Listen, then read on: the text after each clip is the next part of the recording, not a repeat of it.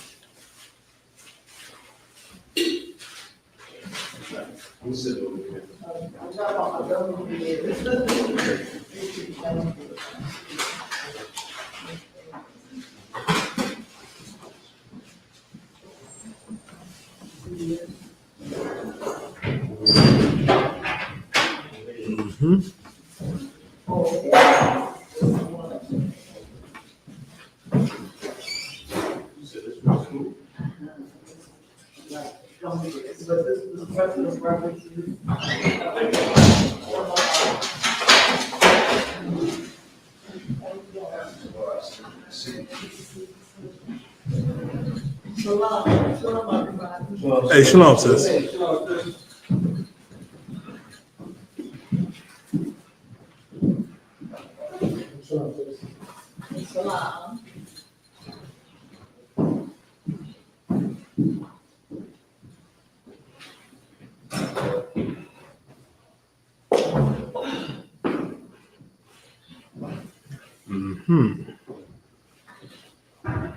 Bear with me 1 second, Israel. 1 second.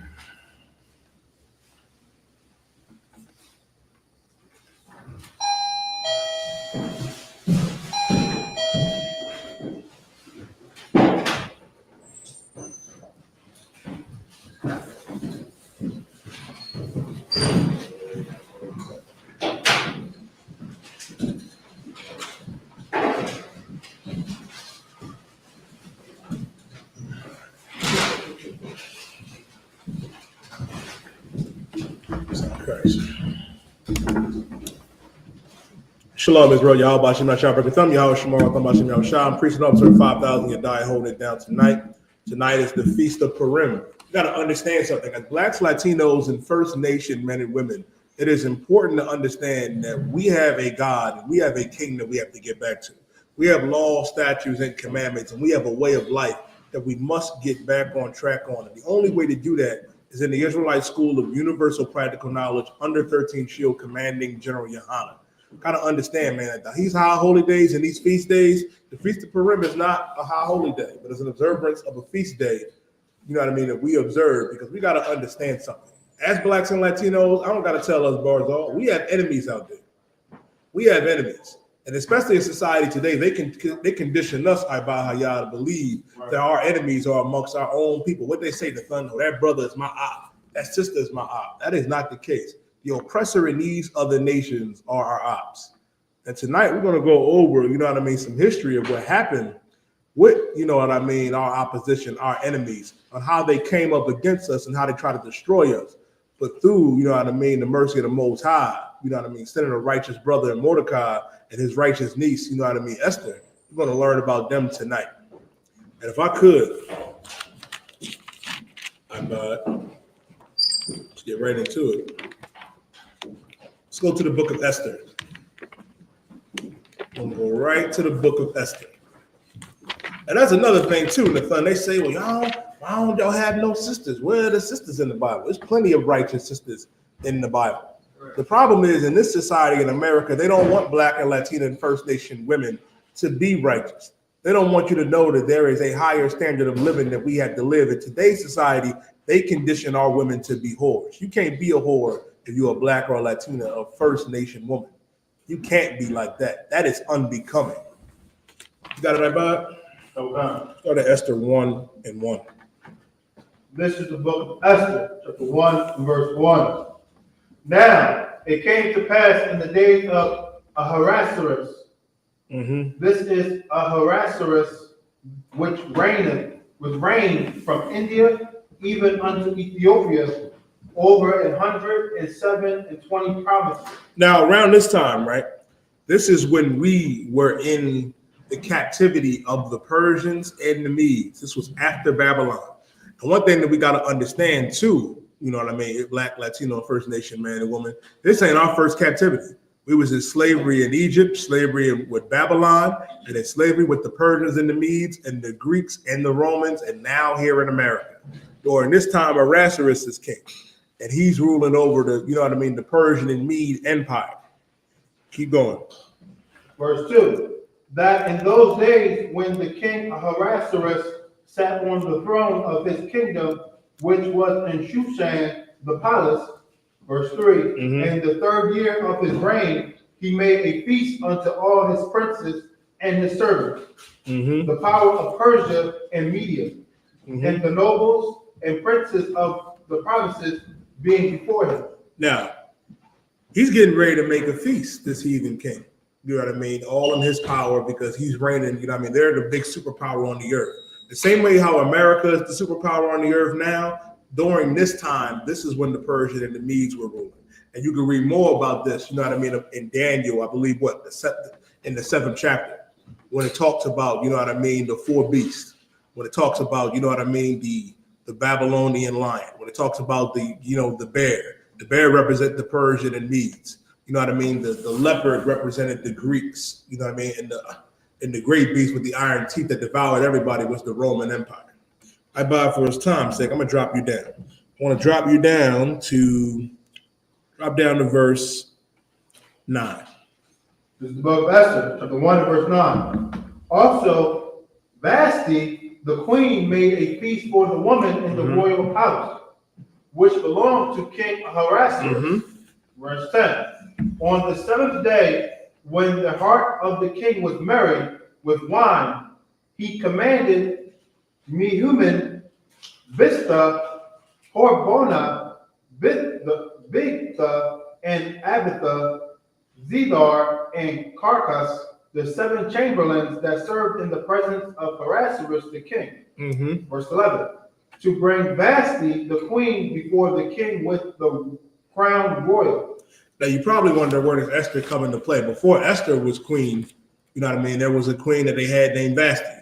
And the king is getting ready to show her off. He's saying, bring her here. Bring her here so everybody can see her beauty. Go to verse 12. Verse 12. But the queen Vashti refused to come at the king's commandment by his chamberlains. Therefore was the king very wroth, and his anger burned in him. Now, it's important to understand with this too, because they make it seem like that this is something that Black and Hispanic and Native Indian women do, Barzo, that, you know what I mean, that Israelite sisters do. What did Vashti just do? King called for her, she didn't come. Who does he think he is to call me? I ain't coming. I can do bad by myself. I am the queen. That is where that mindset comes from. We have been conditioned to think that our sisters are naturally disobedient, that you're a natural whore, that you're just naturally against that brother, when that is something that was taught on to our sisters. There is no greater whore or no greater disobedient woman than that oppressor's daughter and any of these other heathens. I'm here to tell you. You know, in the sun, they make it seem like, you know, Sexy Red is just the worst, you know what I mean, sister on the planet. That Meg Thee Stallion is just the worst thing to ever be seen. But let me explain something to you. They ain't got nothing on Marilyn Monroe. Right. They ain't got nothing on these heathen women that do anything. Athanya know what I'm talking about. Salaki, I'm joking, of course. Athanya does not know. Now, keep going, Karukan. Verse 13. Then the king said to the wise men, which knew the time, for so was the king's manner toward all that knew the law and judgment. Verse 14. Drop down to verse 15. Verse 15. What shall we do unto the queen Vashti according to law? Because she have not performed the commandment of the king Ahasuerus by the chamberlain. Why are they saying that? Like, what are we going to do because of this? I'm going to tell you why. And you could drop down to verse 17, it'll tell you. And this is something that these heathens understood. And it's something that plays out today. Read what you got. Verse 17. For this deed all the queens shall come For this deed of the queen shall come abroad unto all women. They said, for this deed for this deed of the queen shall come abroad unto all women. They saying that the example, Shalom, so yes, your third. It's like, did you want it? All right, that's what. Now they saying, for this deed shall come upon to all women. Meaning this, they was worried because of how she disobeyed, you know what I mean, this heathen king, that all the women were going to come up and do this. That all of them were going to come up and be like, yo, we ain't got to listen to our men. We ain't got to listen to our husband. And that's something that the heathen women do. Keep going. So that they shall be despised, so that they shall despise their husbands in their eyes. Okay. When it shall be reported. And they shall despise their husband in their eyes. I know that's something that you think, you know what I mean, that only our sisters do. I know that's something that you only think with them. Don't get it twisted. These heathen women hate their husbands too. Yeah, I mean, if you ever watch that channel Snap, you see heathen women all the time, you know what I mean, unaliving their husbands. You know, they do it all the time and get away with all the insurance money. Keep going. The king Ahasuerus commanded Vashti the queen to be brought in before him, but she came not. And she still did not come. Keep going. Verse 18. Likewise shall the ladies of Persia and Media say this day unto all the king's princes, which have heard of the deed of the queen. Thus shall there arise too much contempt and wrath. Verse 19. With that being said, I'm going to pass the class off to priest and officer Knock.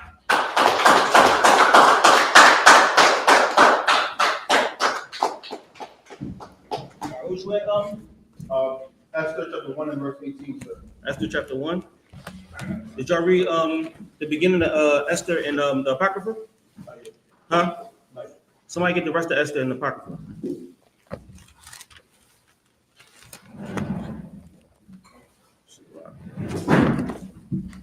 You need the rest of Esther to make the story go together. Let me get it for y'all.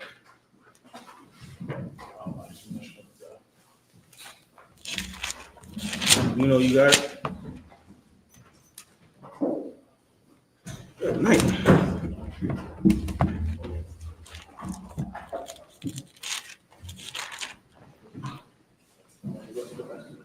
The rest of Esther and the Apocrypha. Addition to Esther. Yeah. All right. So it starts off with Mordecai having a dream. That's where it starts off at. The rest of Esther is going to give you the dream that Mordecai had. Mordecai's dream was so heavy because that's the prophecy. Mordecai having a dream and then they come into pass. Let me know whoever got it.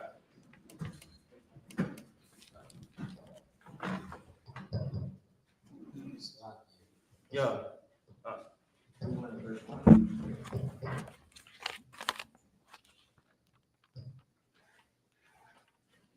Now, this is the book of Esther in the Apocrypha. All right, start at 11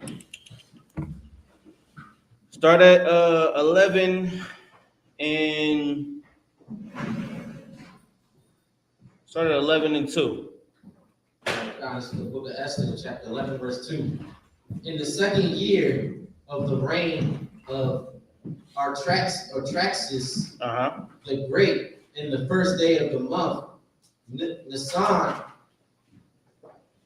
Mordecai, the son of Jarius, the son of Simei, the son of Sisai of the tribe of Benjamin had a dream. So it gives his pedigree, same thing, but remember the Apocrypha was in Greek, right? So it's going to say names different. Arexis is Ahasuerus or whatever, which is Xerxes. This is Persia.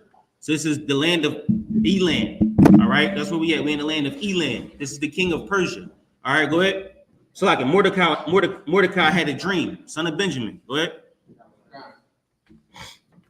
Who was verse 3, who was a Jew and dwelt in the city of Susa, which is Shushan in the regular Bible. Go ahead. A great man, being a servitor in the king's court. So he was a great man. He was a man of high stature, a man of renown that everybody respected. Go ahead. Verse 4, he was also one of the captives which Nebuchadnezzar, the king of Babylon, carried from Jerusalem with Jeconias, king of Judea. And this was his dream. So everybody familiar with the two kingdoms that were split. The southern kingdom went into captivity under Assyria. The northern kingdom went into captivity under Babylon. So his contemporaries were Daniel, Nehemiah. All these people wrote about going into captivity under Nebuchadnezzar, right? He was the king of Babylon. Go ahead. This was his dream. Verse 5, behold, a noise of a tumult with thunder. So now in his dream, he hears a noise like a loud roar or war noise, right? With tumult and thunder. This is his dream. Go ahead. And earthquakes and uproar in the land. And behold, two great dragons came forth ready to fight. Go ahead. And their cry was great. Go ahead. Verse 7, and at their cry, all nations were prepared to battle. So you understand, this is us going against the heathen. Was two great nations coming together to fight. Go ahead. That they might fight against the righteous people. Verse 8, and lo, a day of darkness and obscurity, tribulation and anguish, affliction and great uproar upon the earth. Now, this was a day of darkness. Everybody know what this day is. So when this day comes, this day of darkness, and everybody was afflicted, it was uproar. He's dreaming of war. He dreaming about the kingdom so much, or he think about the kingdom so much that he's dreaming about it, right? The Lord is giving him a dream. This will make the book of Esther so heavy. He dreamt about it. And then in one day it came to happen. And we see how it happened in real time. But this is the dream before everything happens. Go ahead. Verse 9. And the whole righteous nation was troubled. Now, who's the righteous nation?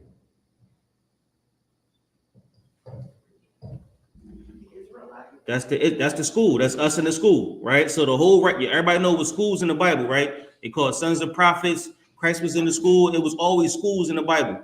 Now Daniel and Nebuchadnezzar Daniel and Nehemiah, Ezra, all of them were in the same school, right? So this the brothers in the school, right? So now they were a part of this as well. Go ahead.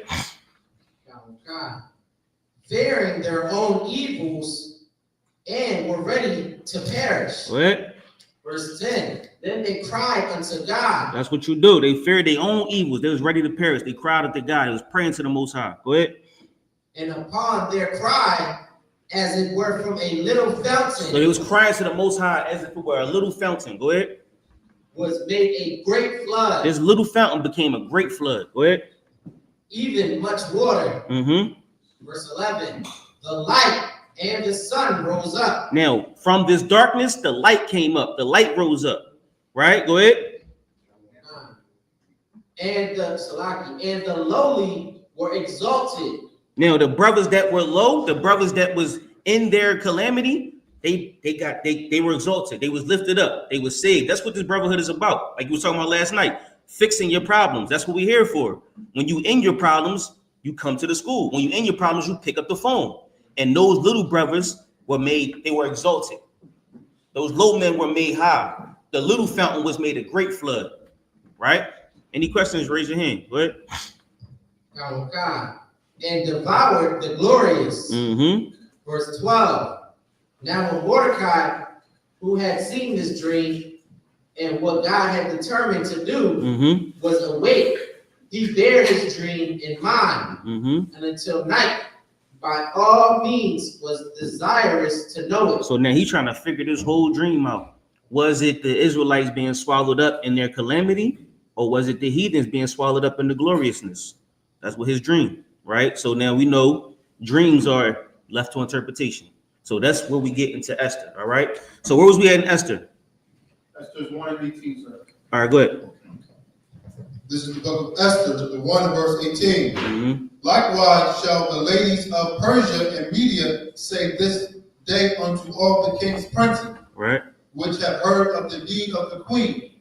thus shall there arise too much contempt and All right, wrath. so just so I can catch up in my own head. So the king called his woman and she ain't come. Right? So he like, yo, where my lady at? And she didn't come. So his homies on the side like, yo, you can't let that slide. Because if you let it slide, then everybody gonna do it. Everybody gonna think it's cool. You can't let that slide. So he said, you know what? Everything that she has, I'm taking it. Go give me some other women, bring them here, and I'm gonna pick a new queen. I'm gonna take her whole estate and I'm gonna give it to another woman that deserves it because she don't. Am I right, Yedaya? Get me right. All right, that's where we at. Keep going. Verse 19. If it please the king, let there go a royal commandment from him, and let it be written among the laws of Persians and the Medes, that it be not altered, that Vashti come no more before the king Ahasuerus, and let the king give her royal estate unto another that is better than she. Exactly. So he gave everything that she owned, everything that the king had given her, all her royal estate, whatever she had, her diamonds, her houses, whatever she owned through the king, he gave it away. All right, go ahead. Verse 20. And when the king's decree, which he shall make, shall be published throughout all his empire, for it is great, all the wives shall give to their husbands honor. Now, anybody familiar with the kingdom of Persia? How big it was? Right in the back? Huh? I was big, at least this is how the woman that was used to having men bow down to her, unlike the king, they have so much to see just like even like today, we have to support her mom. Can anybody hear? Can anybody hear? No, I can't. She felt like it didn't matter. As she treated me, they were still bow down to her. It's not like that. Yeah, well, women, sometimes they might have a bad day. You know what I'm saying? He might have said something to her. She might have told him to cut the grass, or she might have told him to put his socks in the hamper, and he didn't listen, right? So he might have had a bad day with her. And so when he told her to come here, she might have said no, because A, B, and C, right? Who knows why she decided to defy his order? So, I mean, she might not be used to having men bow down to her, but we know the countenance of a woman can change throughout the days and throughout what you say to her. But as far as the kingdom of Persia, it was huge. It was humongous. It was from like India, like the Indus Valley. Think like India to Egypt to like Turkey. Like they pretty much had the whole Middle East, all of it. So that's how big his kingdom was. So when he said it was great, that's how much kingdom he had. So she was queen over all of this area, just as he was king over all this area. Go ahead. Now, God, this is book of Esther, chapter 1 and verse 21. And the saying pleased the king and the princes. And the king did according to the word of Memucan. Verse 22. For he sent letters into all the king's provinces, right? Into every province according to the writing thereof. So he wrote the letter. He sent it to all the provinces, all the men in this kingdom. Like, yo, Vashti ain't allowed into the kingdom no more. Your queen ain't Vashti no more. I'm about to give you a new queen. All right, go ahead. And to every people after their language, go ahead. That every man should bear rule in his own house, and that it should be published according to the language of every people. Go ahead. This is the book of Esther, 2 and verse 1. After these things, when the wrath of King Ahasuerus was appeased, he remembered Vashti and what she had done, and what was decreed against her. Verse 2. Then said the king's servants that ministered unto him, let there be fair young virgins sought for the king. So the men around him said, let's go find you a new woman. A virgin is a young woman, for everybody that don't know. So just think like she's 21, she just got out of college. So find them some young women, the new batch that just got out of college. Let's go get you one of them women. Go ahead.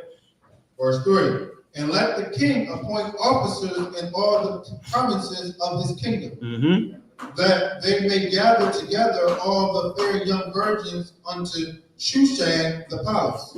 So he got officers of men that's in charge of getting these women out of these kingdoms. Go ahead.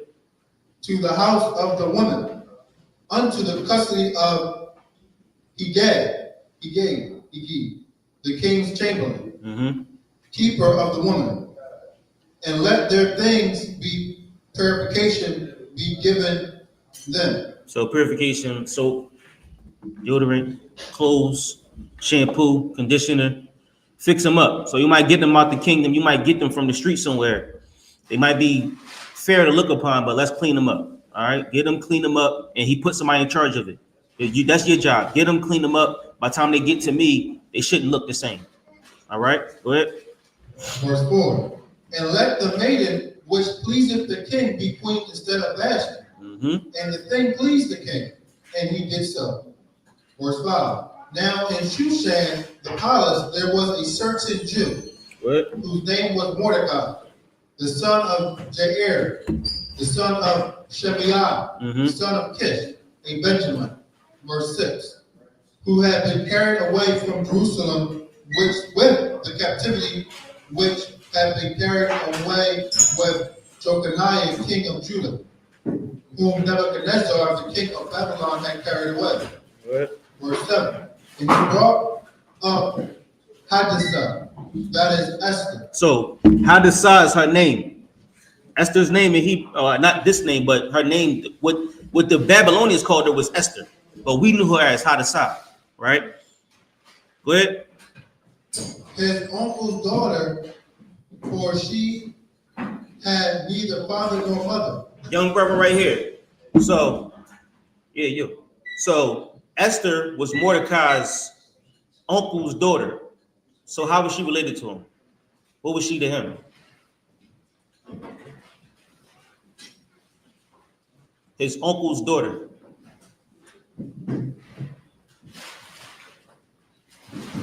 You got uncles or aunts? So think about your aunt or your uncle's children. Who are they to you? Huh? Your cousins. So it was Mordecai. Esther was his uncle's daughter. Read after daughter. For she had neither father nor mother. And the maid was fair and beautiful, whom Mordecai, when her father and mother were dead, took for his own daughter. So she had no father, no mother, and Mordecai raised her as his own daughter. So she was his little cousin. Everybody understand? Esther was Mordecai's younger cousin. Go ahead. Verse 8. So it came to pass, when the king's commandment and his decree was heard, and when many maidens were gathered together unto Shushan the palace, to the custody of Hegad, that Esther was brought also unto the king's house, to the custody of Hegad. Everybody knows. Haggai is a heathen. This is a heathen man, right? He's a Persian or Elamite that set up over this department of finding a woman. So they reported her to him. Go ahead. Keeper of the woman. Verse 9. And the maiden pleased him. So he was cool with it. He liked Esther. Go ahead. And she obtained kindness of him. And he speedily gave her things for purification. So Mordecai brought Esther up. He was like, damn, what you need? You need some what you got? You need some shampoo? What you need? You need some soap? I got you. He speedily gave her things for. He was like, you want some oil? I got some cinnamon and myrrh. I got some frankincense. You need anything else? All right, you sure? You good? All right, bet. Let me know if you need anything. He was pleased by her. And so he speedily gave her the things that she needed. Go ahead. With such things as belonged to her. And 7 maidens, which were meet to be given her out of the king's house. Go ahead. And he preferred her. He preferred Esther. Go ahead. And her maids unto the best place of the house of the woman. So he gave her the best place to stay. Go ahead. Verse 10. Esther had not shewed her people nor her kindred, for Mordecai had charged her that she should not shew it. Verse 11.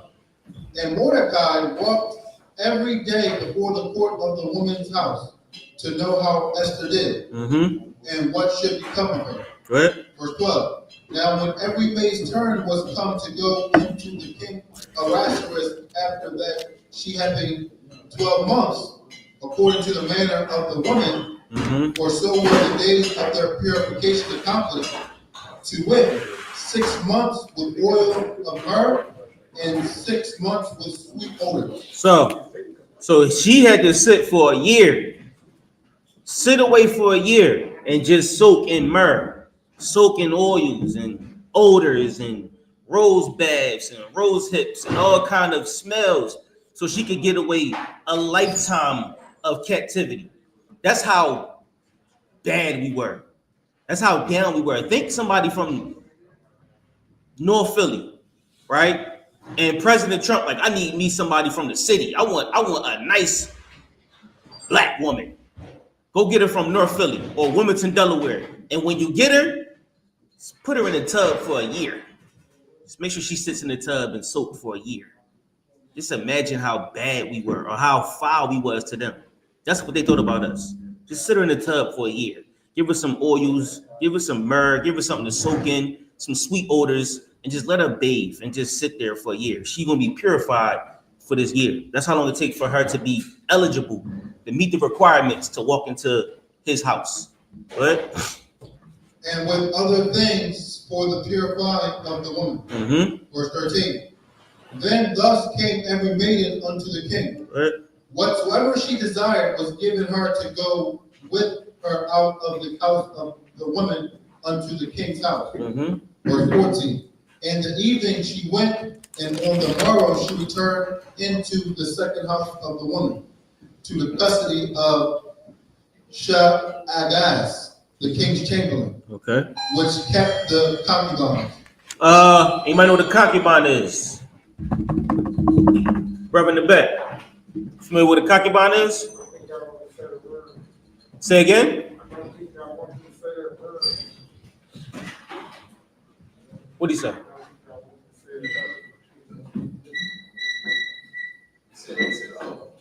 Huh? A hoe? No, not necessarily. Not necessarily. Remember, Solomon had wives and concubines. Nathan. Concubines is anytime like a nation, like a king conquered the land, he would take the woman of the house that he conquered. Right. So a concubine is a woman that you've won, or a woman that comes with you through war.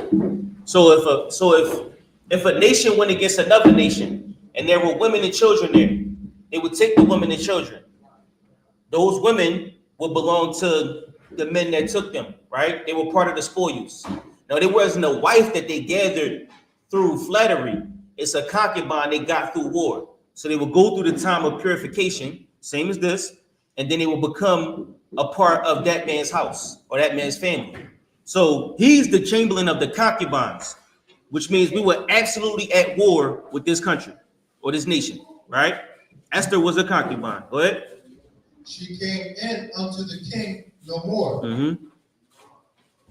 except the king delighted in her, in that she was called, in that she were called by name. Go ahead. Verse 15. Now when the turn of Esther, the daughter of Abihail, the uncle of Mordecai, who had taken her for his daughter, was come to go in unto the king, she required nothing but what Hegai, the king's chamberlain, the keeper of the woman, appointed. And Esther obtained favor in the sight of all them that looked upon her. Go ahead. Verse 16.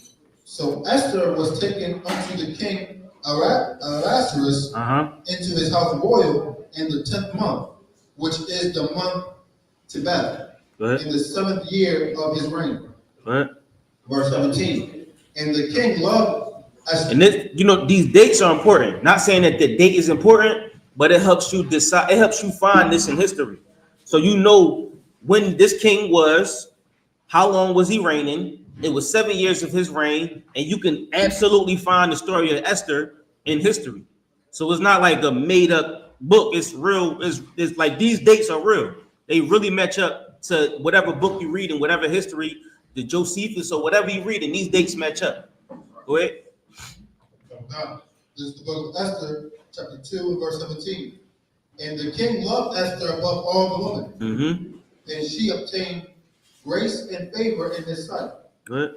more than all the virgins, so that he set the royal crown upon her head and made her queen instead of Vashti. So we have a sister that made it into the kingdom, that made it into the king's house. So now we lowly, we North Philly brothers, right? And we tight, we clicked up, and one of us is now sitting in the king's house.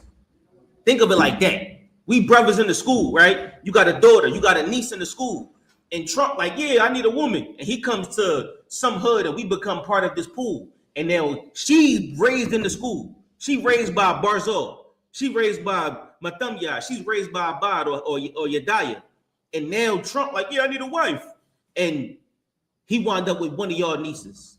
So now whatever Trump needs or whatever Trump is saying, you now know. All that information is right here in the school now. Think about it like that. Mordecai was sitting at this table with us. Mordecai was a brother that you see every day. You salute, hey, Shalom, Lord Christ. Shalom, Lord Christ. Mordecai's in the school with us. And now one of our members or one of our sisters is in that White House. All right? Think about it like that. Go ahead. Verse 18. Then the king made a great feast unto all his princes and his servants, even Esther's feast. Right. And he made a release to the provinces and gave gifts according to the state of the king. Verse 19. And when the virgins were gathered together the second time, then Mordecai sat in the king's gate. So now Mordecai sitting in the king's gate. Right. Verse 20. Esther had not yet shewed her kindred nor her people, as Mordecai had charged her. For Esther did the commandment of Mordecai, like as when she was brought up with him. So nobody knew. Esther told her, don't tell nobody.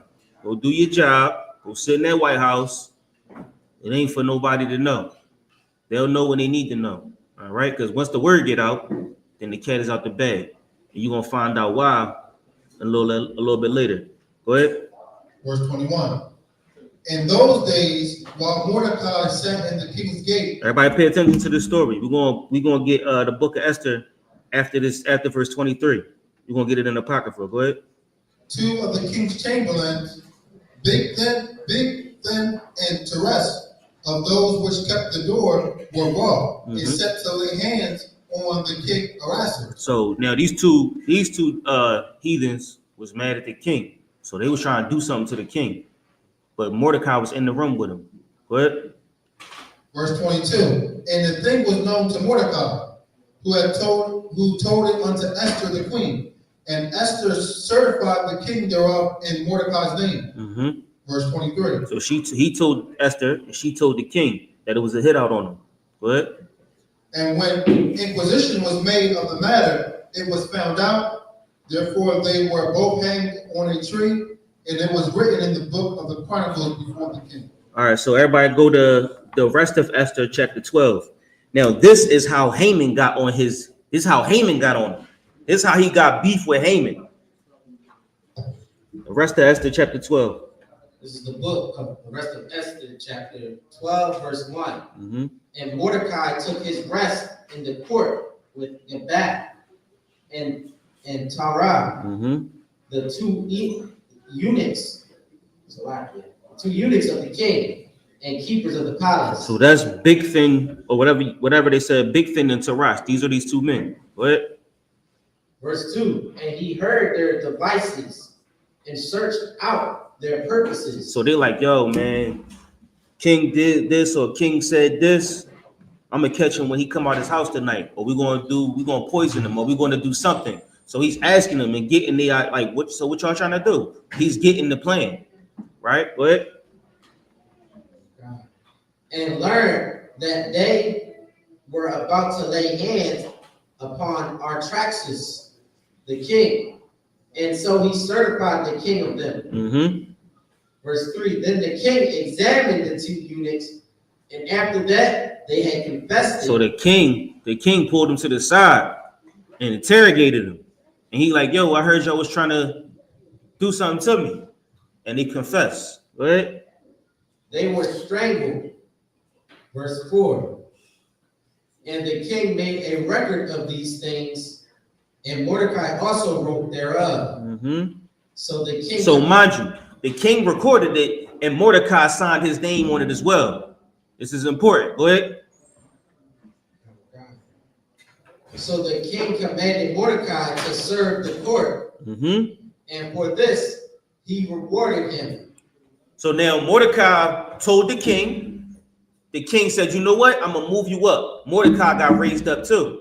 So now Mordecai is sitting in a higher seat because he told on these two eunuchs. Go ahead. Verse 6. Howbeit, Amon the son. Hey, that's his Haman. Go ahead. Amon the son of Amadas, the Agite, who was in great honor with the king, sought to molest Mordecai. So molest means to bother or to trouble him, right? So he was like, all right, Mordecai, keep going. Sought to molest Mordecai and his people because of the two eunuchs of the king. So those two people, that was Haman's peoples, right? So when Mordecai told, he made beef with Haman. This is how the beef starts, all right? So let's go to verse 3. Chapter 3, back in the Bible. Esther chapter 3. This is the book of Esther, chapter 3, verse 1. What? After these things, did King Ahasuerus promote Haman, the son of Hammedatha, the Agagite, and advanced him, and set his seat above all the princes. So now Haman got raised up too. Go ahead. That were with him. And all the king's servants that were in the king's gate bowed in reverence. So now all the king's servants were to bow to Haman because Haman got raised up. So when he walked in the room, everybody's supposed to bow, right? Go ahead. For the king had so commanded concerning him. But Mordecai bowed not. He did what? But Mordecai bowed not. Mordecai ain't bow to him. That's like us standing up for the what's that thing called? You cross your chest and the Pledge of Allegiance. That's like us standing up for the Pledge of Allegiance, or us taking the knee for what's that song called? The Star Spangled Banner? Is that it? The Star Spangled Banner, right? That's us not conforming to the authority, right? Mind you, this brother's in the school. So I can brother in the back. You have a question?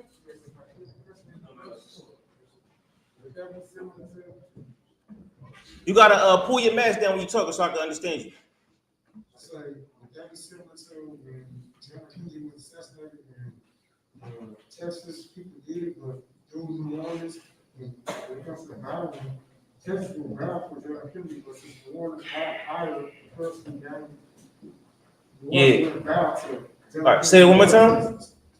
New Orleans wouldn't bow to John Kennedy or the Texans because they robbed the first three mobs and assassinated John Kennedy.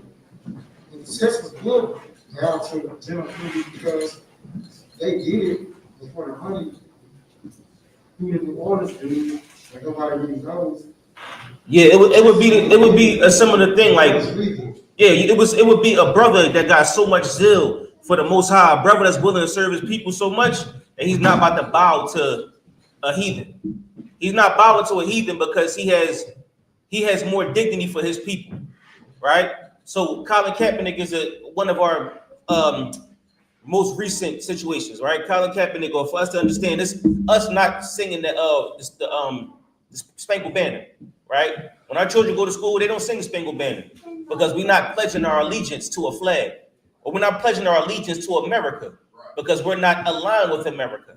Our allegiance is with the scriptures. These brothers right here that we read about right now, these brothers in these seats, that's who our allegiance is to. So if I pledge my allegiance to anything, it would never be America. And that's what Mordecai is saying. You understand? What's on Christ? All right, where we at? Oh. I was going to say, sir, we're so heavy about that. It also goes to show you, we touched on it, that you can be up in Esau's court and not be a part of his world and not submit to him. Absolutely. Because the same way how Mordecai was there, Daniel was in the same predicament. Right. They tried to set Daniel up, you know what I mean, by saying you can't pray to the Most High. And Daniel had to make a choice. He chose the lion. Right. Same thing with Mordecai, with Agag. People don't understand this too about Agag. If you do the history on him, Agag was a descendant. Haman Haman was a descendant of Agag. Mm-hmm. You know what I mean? An Amalekite. Mm-hmm. So when you think about this Haman here in Esther, think about the so-called Jew. Yes. Who was who also, and it says in addition to Esther, I got the precept, Mm-hmm. that he was a Macedonian. Yeah. You know how Amalek is, he feels as though when he walk in the room, he got all the power. Yeah. He's looking at this Jew, this Benjamite brother Mordecai, not bowing to him. So And Amalek was one of the dukes of Esau who hated Israel. You know what I'm saying? If I could, I get something to drink, like water or some wine or something. Of course, we all know Esau hated his brother. You know what I'm saying? Esau unalived his brother for his hate, right? And now Amalek is one of his worst dukes, Amalek is one of his worst sons, right? Amalek is a demon. And now this is the children of Amalek, right? Damn, what did Yediah just say? He just said something that was so heavy. Yediah, what you just say? Yediah just said something that was so heavy. Daniel, right? So Daniel chose not to serve Nebuchadnezzar, right? They put him in the lion's den. How did Daniel get fed in the lion's den? He died. Habakkuk said, I don't even know where the lion's den is. I've never even been to Babylon. The Lord picked him up, dropped him off in the jail, right? And then Daniel got the plague, was like, what Daniel say? Thank you, God. Thank you, Lord. That's like you feeding the brother outside Wawa. He ain't got no money. You get that brother a hoagie, he gonna say, thank the Lord. Because the Lord sent an Israelite. The Lord sent one of his brothers. So Daniel stood up and the Lord took care of him. Mordecai about to stand up and the Lord gonna take care of him. All right, so y'all keep your faith, y'all keep your strength, because y'all, when y'all stand 10 toes in the truth, the Lord is going to take care of you. That's why we're reading this story. Sisters too. Sisters are quintessential in this work. We was talking about this in the car. Sisters are quintessential in this work because sisters raise the children. That's the next generation. We out doing the work of the Lord. Where my children at? With my woman. That's right. And if my woman don't have her head on right, my children will never grow right. My children will grow up in the darkness. Right. They'll never know what the light is. That's why sisters are so important. The sisterhood is so important. It's just as important as the brotherhood. In Corinthians, most high Christ. In Corinthians, it says, not woman, not man, but one body. We are one body. So sisters are just as important as the brothers. Together, we make up the 12 tribes of Israel. That's right. All right. Where was we at? This is the book of Esther, chapter 3 and verse 3. Verse 2. What? But Mordecai bowed not, What? nor did him reverence. He didn't even pay him no mind. He was like, he walked in the room. It's like a judge. A judge walk in the room and they say, all rise. This nigga said, yeah, all right. Now, Haman got the records of Mordecai turning them in or turning his homies in. And now he see him not bow. So now Haman got beef with Mordecai. This is where the beef starts. Go ahead. This is the book of Esther, chapter 3 and verse 3. Then the king's servants, which were in the king's gate, said unto Mordecai, why transgresseth thou the king's commandment? Mm-hmm.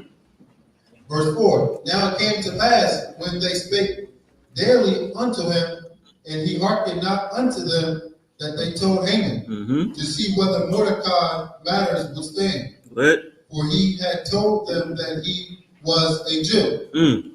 What? Verse 5. And when Haman saw that Mordecai... And if I could add, mind y'all, being an Israelite is not a religion. Like, don't try to make the truth a religion. This ain't a religion, right? You an Israelite by blood. You can choose to be in Islam. You could choose to be a Muslim. You could choose to be a Christian. You can't choose to be an Israelite. You're an Israelite first by blood. That's right. Everything else is a choice. Mordecai don't have a choice to be a Jew. These brothers outside the world, they just don't know who they are. Right. They don't know they're Israelites. They might be 5%ers. They might want to know today's mathematics. You know what I'm saying? They might need to know you know, what the church is saying. They're gonna get in it like, we're gonna give you the bread of the day. The windows of God is upon us. Shut up. That's what the church is going to tell you. They're going to tell you a bunch of nothing. It don't matter.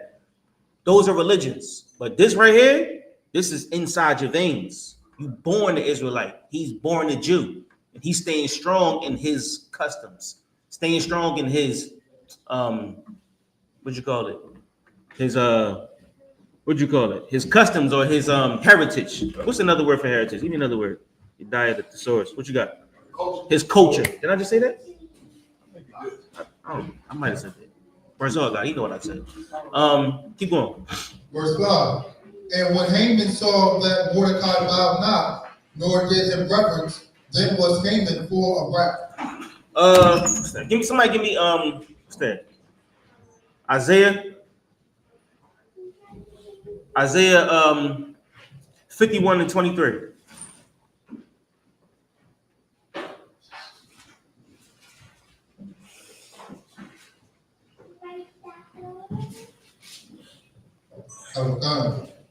This is the book of Isaiah, the 51, verse 23. This what Mordecai did not do. Go ahead.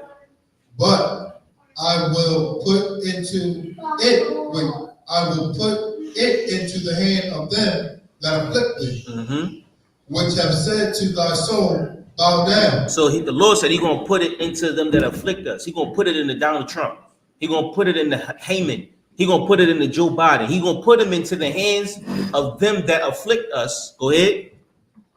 And which would say to my soul, which gonna say to our soul, He's gonna put it in their hands, and they're gonna say to our soul, go ahead, bow down. Bow down. That's what Haman said when he walked in that room. He wanted Mordecai to bow down because the Lord has gave the heathen the power to say it to our soul.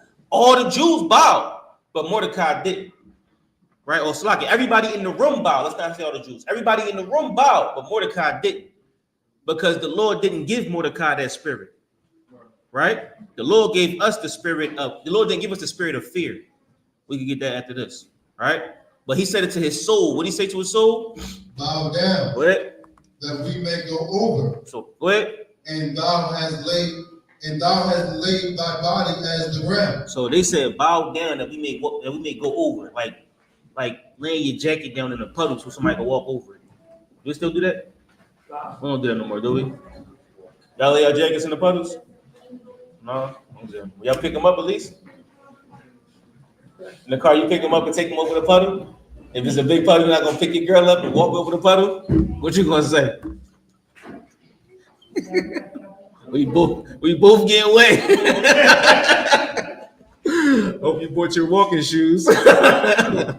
No, but the Lord gave the heathen, you know what I'm saying, the power to tell us to bow down, right? And some of us will bow down and let the heathen walk over us, right? And as the street to them that went over. They walk over us like the sidewalk. They walk over us like the pavement. Give me 2 Timothy. What's that? 2 Timothy. What's that? You know what it is? The spirit of fear. 2 Timothy chapter 1.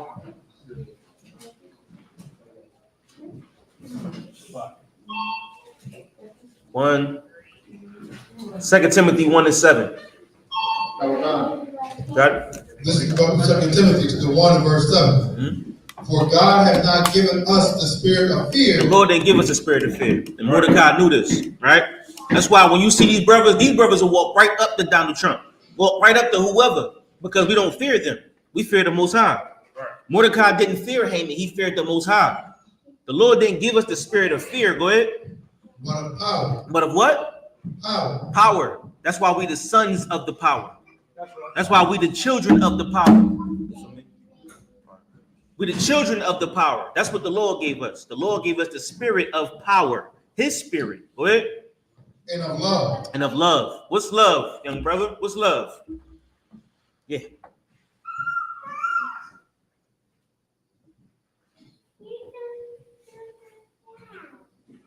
Let me ask you like this. Is love a feeling?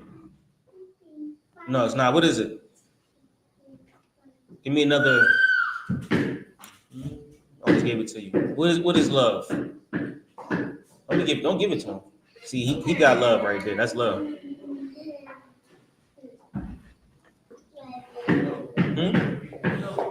You know. Let me ask you a question. You have parents, right? I assume you have parents, right? Now, if your parents told you to go to bed, if you love them, what would you do? You listen to them. If your parents told you to go to bed, if you didn't love them, what would you do? You would do your own thing, right? You would do what you want to do. Now, you love your brother. Your brother got into a fight. If you didn't love him, what would you do? Nothing. But if you did love your brother, what would you do? You would help him. Love is an action.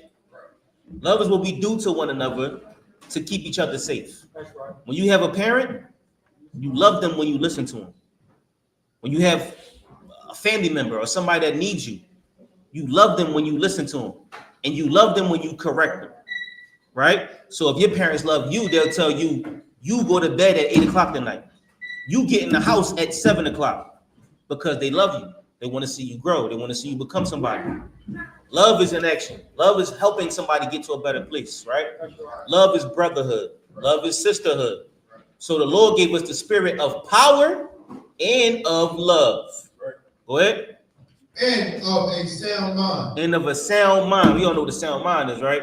A sound mind is being able to make decisions, clear decisions, because decisions are your life. Every day you make a decision, and then you're gonna look back and say, "Damn, I made some good decisions." My best one was coming here because I could have made another decision.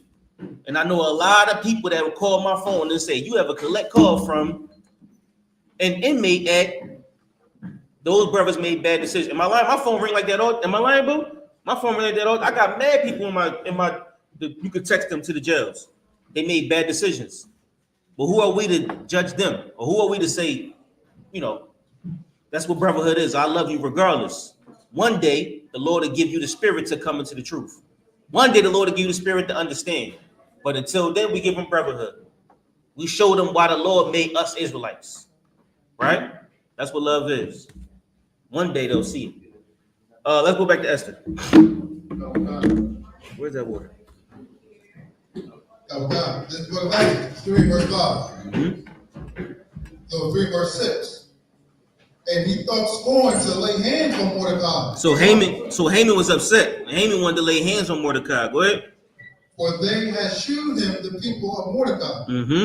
Wherefore Haman sought to destroy all the Jews. So Haman, he said, "I'm a Jew." He said, "You a what?" He said, "I'm a Jew. I'm an Israelite. I go to the Israelite school of U.P.K. That's right. And he was like, "Oh, you talking about these brothers? The brothers that be on the corner? I'm gonna wipe all them out. All them brothers that be on the corner. It don't matter who they are. From the top to the bottom, I'm wiping out the whole school." That's what Haman wanted to do. Go ahead, Slaggy. The brother in the back. I read this book. The hip-hop industry became a preacher. Start over. I read racist book. He had left the hip-hop industry for the first time, became a preacher. He said in this book, he has started losing everything. And he has started losing everything in his life.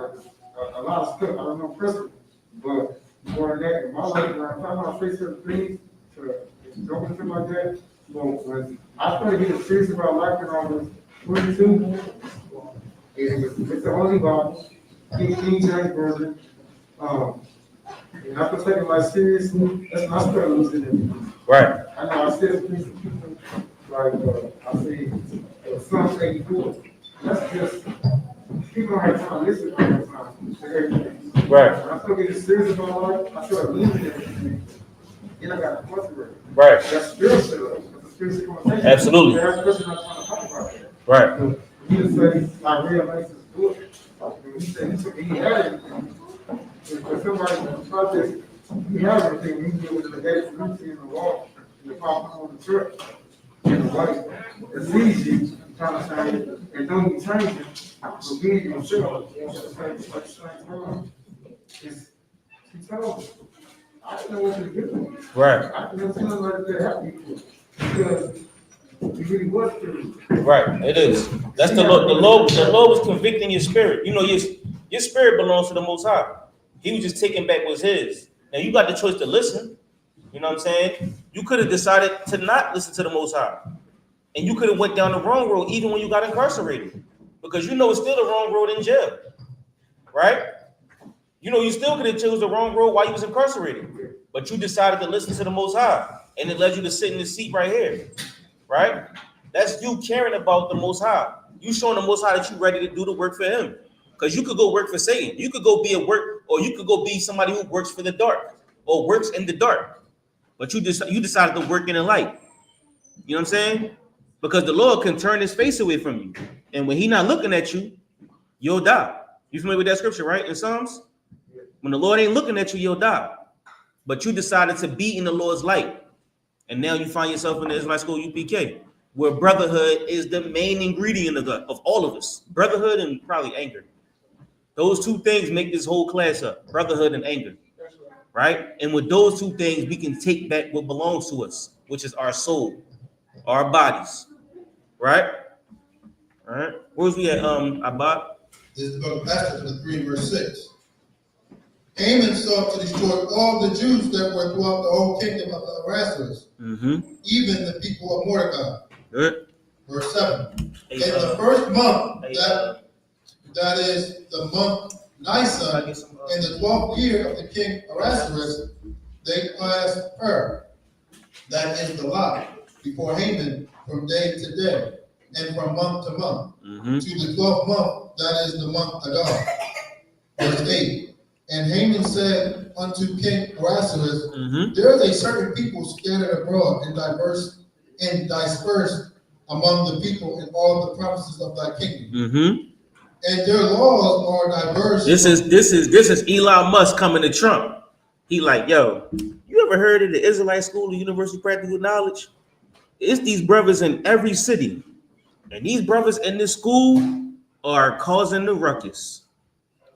When you talk to them, they don't show you any reverence. When you tell them to bow, they won't bow. When you tell them to say the Pledge of Allegiance, they won't say it. That's Elon Musk talking to Donald Trump right now. All right, go ahead. In all the provinces of thy kingdom. In all the provinces is like cities. Think the cities. So we in all the cities of his kingdom, from India to Egypt, in all the cities we had different schools set up. So now these schools are brothers who Musk feel like is going against Trump. This so you can understand, right? So Elon Musk feel like these brothers in this school going against Donald Trump. This is Haman saying it to Ahasuerus that he had people set up in these provinces that don't regard to the laws, right? Instead, they follow their own laws. One of the laws was bow when he walk in the room. We're not bowing to nobody. All right, go ahead. And their laws are diverse from all people. The laws are different. They not the same. They different from everybody else. Go ahead. Neither keep they the king's laws. Go ahead. Therefore, it is not for the king's profit to suffer them. Verse 9.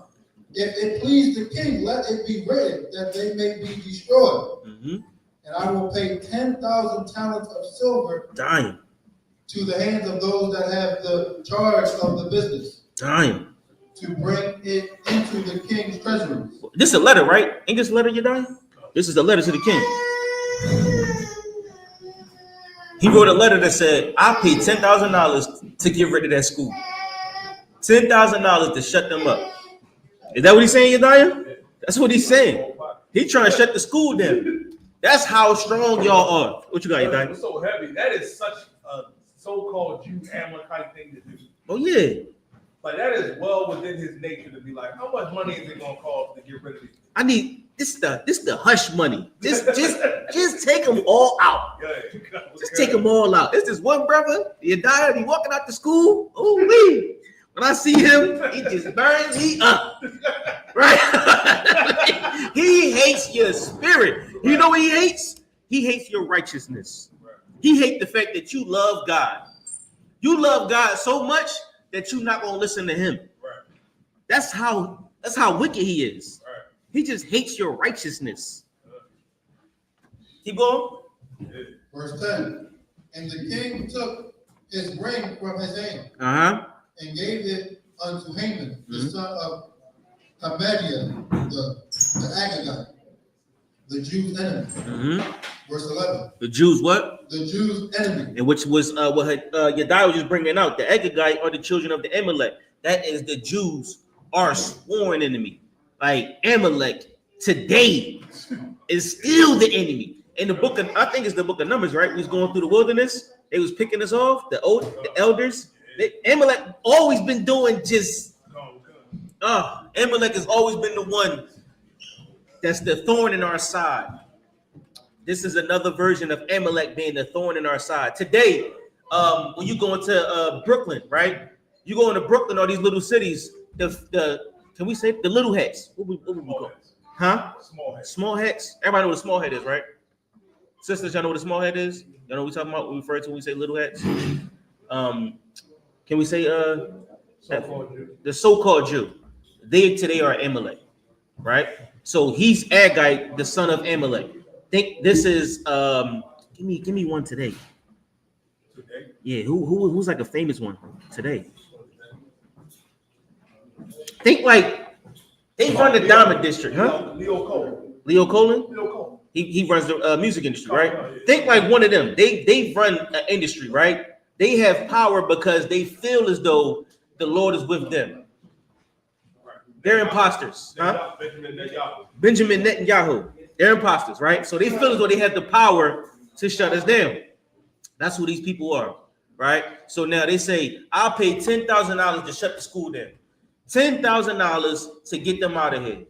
Go ahead. The book of Esther, chapter 3, verse 11. And the king said unto Haman, the silver is given to thee. Dang, go ahead. The power, the people also. Go ahead.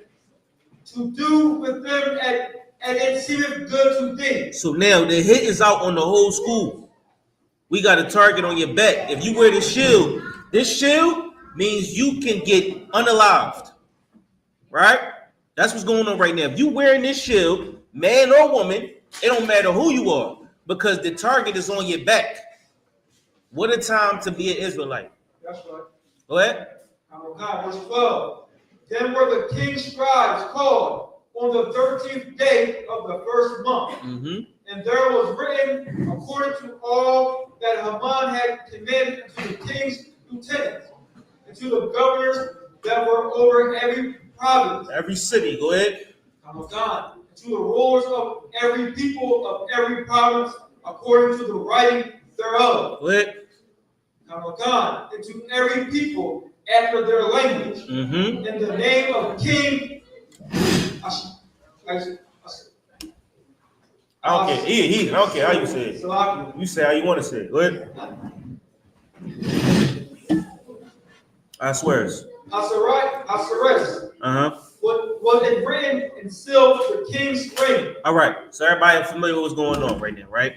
It's a hit written, sent out to every city in America. So now so you can understand. Trump giving Elon Musk the power to take down every school in every city. If any police officer see you wearing this shield, he can take you to jail, or he can do what he wants to you. You see anybody on the corner teaching, Dawada? Anybody on the corner teaching, anybody saying they're Israelite, you hear any word of anybody saying they're Israelite, you got a green light. All right? That's what's happening right now. Go ahead. Verse 13. And the letters were sent by post into all the king's provinces to destroy, to unalive, and to cause to perish all Jews, both young and old. Go ahead. Little children and women. Little children and who? And women. And one day, even upon the 13th day of the 12th month, which is the month Adar, and to take the spoils of them for a prey. All right, somebody give me we're going back to the rest of Esther. Let's go back to the Apocrypha. The rest of Esther, chapter 13.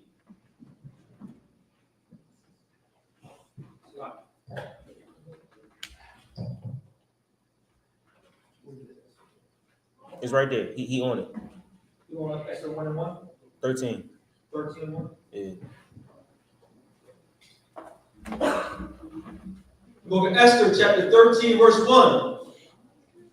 The copy of the letters was this: the great king Artaxerxes writeth these things to the princes and the governors that are under him from India into Ethiopia. This is a copy of the letter that he wrote. Go ahead. In 120 provinces. How many provinces? 120 provinces. 107 and wait, say it again. 107 provinces. 127. 107 and 20 provinces. So this is said, it's sent to 127 different cities. Right? Go ahead.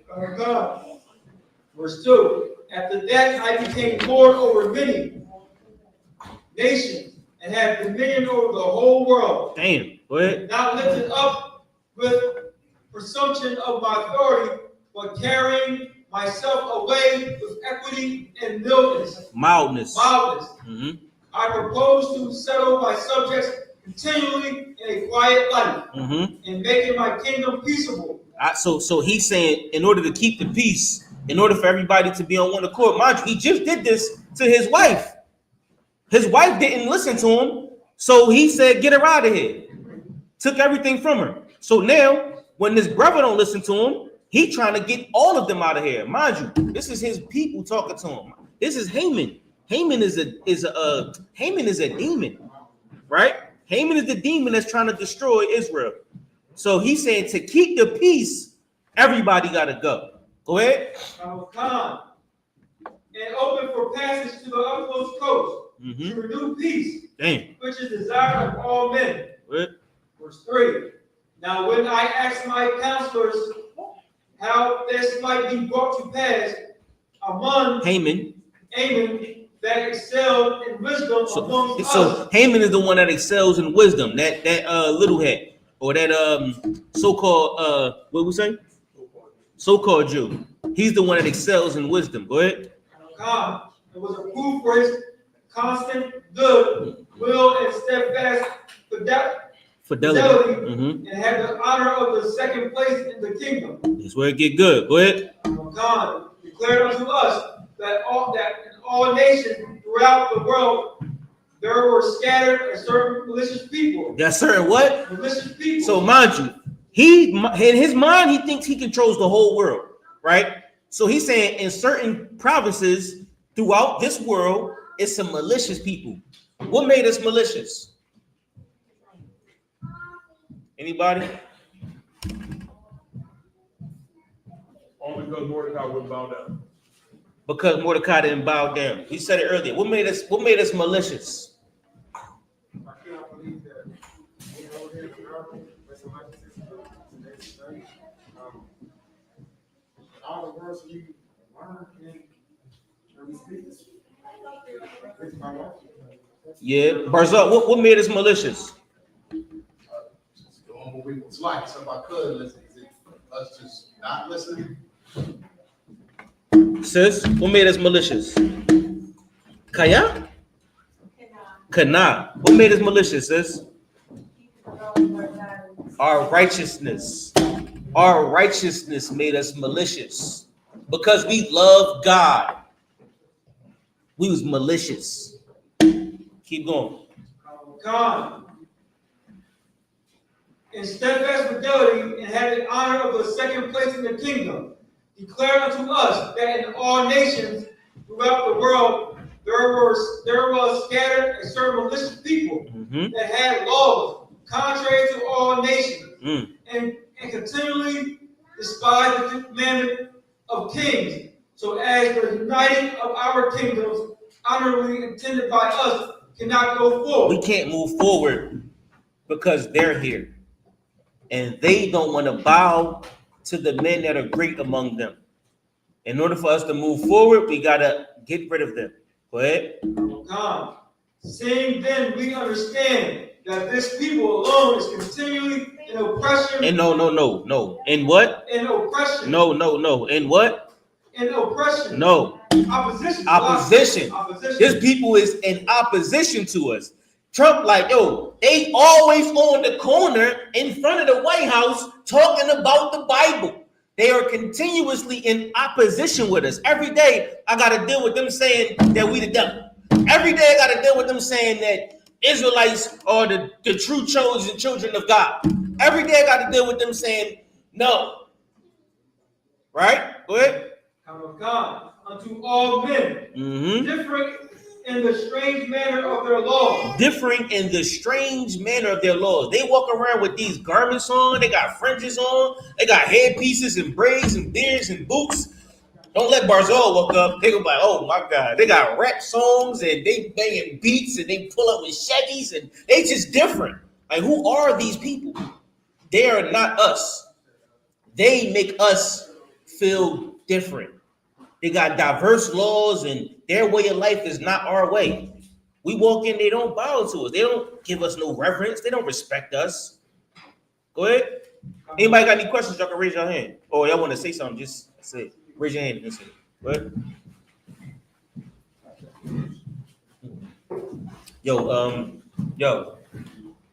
Hit me with some more of that grape though. I got some. God.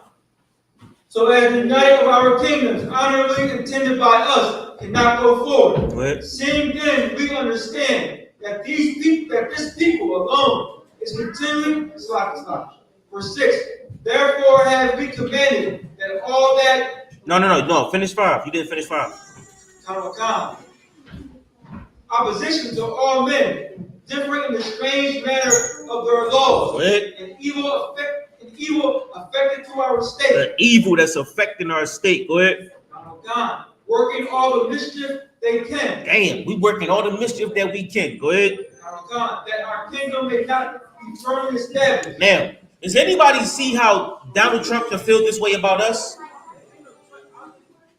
Nakar, you see how Donald Trump can feel this way about us?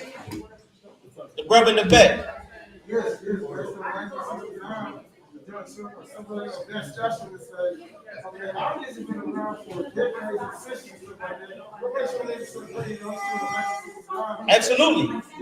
Absolutely. And then you think about those years. Think about Johnson and all of these so-called, what you call them? These leaders or these presidents that seen us as threats, and they tried so hard. You know they developed the CIA was developed as an intelligence agency. It was first called what? OSS. The CIA was first called the OSS, and their job was to divert the other nations. Right? They said if you give Hitler, what were they trying to give Hitler? I think they're trying to give Hitler some porn. They said if you give Hitler a bunch of porn, it'll mess his mind up, and it will make him not even able to fight in this war. Right? So they had a bunch of things like we're going to give him. They was trying to find ways to get into other nations and build their rocket. That's where you get rocket scientists from. They were trying to get into their nations and become friends with them and learn their intelligence. So now you got them trying to get into Italian elections. They trying to get into Guatemalan elections and trying to find their way. A bunch of coups to find their way into the systems of those other nations. And then when there was no use for it, we didn't have any more war. What they do? They dismembered the OSS. And then they brought it back. But this time, they did internal affairs. And those internal affairs went against the communists. You know who the communist is? People that don't bow when Trump walks in the room. People that don't listen when Johnson walks into the room. Or when who was the president during the Cold War? Reagan. When Reagan walks into the room, was Eldridge one of them presidents? Whoever didn't listen to those presidents, the internal agency or the CIA was here to dismember your whole situation. That's what they were doing. We are a threat to America because we are righteous. Because we follow God's laws. You become a threat to the well-being of your oppressor. I was going to say, what you're saying is heavy, sir. Another excellent example of that is Haiti. Because Haiti rebelled against France, they had every Edomite nation happen to go in there and not just there in the DR and making sure they can never have a proper government. Right. But we know as long as we're not serving our God and keeping these laws, statutes, and commandments, the UPK, they're not gonna thrive. There's a reason why they got they foot on their neck in particular. Right. It's because they actually fought for independence and bankrupt their country. Right. Same thing with like Cuba, same thing with like Puerto Rico when they put them embargoes on them, where they can't buy or sell, they can't trade, they can't do nothing. You go over to them countries, they still got cars from the 50s. Right. Like Donald Trump doing that with Canada and Mexico right now with them tariffs. Right. Right. And you so right, like Haiti is on the same island as Dominican Republic. That's right. It's the same island. In your mind, Dominican Republic is this beautiful place, and Haiti is this horrible place. Right. It's the same island. But what happened is Haiti has no Edomite head. The word Dominican is a rich family in Europe. To call yourself a Dominican is to call yourself someone who belongs to the rich family in Europe. They were the Dominicans, right? That was a rich family in Europe. Aristocrats. And Haiti or Haiti means actual hell. Because they fought back and they said, hell no, we won't go. Right? And it's so heavy because even down there today, they don't even know who the oppressor is. They have no idea that Esau is their oppressor. Imagine walking outside and getting shot and not knowing who did it. That's living in Haiti or living in Jamaica or living in those countries. You get shot every day and don't know who's shooting you. We one love, we one family, we all Haiti, we all Jamaicans, we one blood, one love, one bond. And every day he got his foot on your neck and you don't even know who the oppressor is. Right. At least we know who the oppressor is in America. We know who the devil is. They have no idea. And it's sad. It's sad. So thank the Lord that you was born here. You got access to so much information and so much liberty that you're able to find your way here into the truth. And now this liberty that Esau slipped up and gave you is the same liberty that's going to take the world back, the whole earth. Now they will know who the devil is, thanks to your videos, thanks to you and your work, you pushing the truth, your videos, your pictures. They will know who the devil is. That's what this work is about. That's what we're here for. Boots touch the ground everywhere, so they'll know who the devil is. Because if they don't, then they'll I can say die, right? I can say die. Die. If they don't know who the devil is, they'll die. I can say that, right? I'm trying to, yo, I taught you that in class. All right. Where was we at? Verse 5, and then end of verse 5. That our kingdom may not be firmly established. Go ahead. Verse 6. Therefore have we commanded that all they that are signified in writing unto you be by a month. By Haman. By Haman, who is ordained over the affair, and is next unto us, shall all with their wives. Shall all with their what? With their wives and children. This is the mixed multitude. This is why we are so important together. That's why it's important for us to be one family, men and women together. The brotherhood is just as important as the sisterhood because we are always lumped together. We are one body. They raise our children. We teach them. We follow Christ, who served the Most High. We are one body. Because when we go into hell, we go together. When we go into the chariots, we go together. When something happens to you, it happens to your family. Right.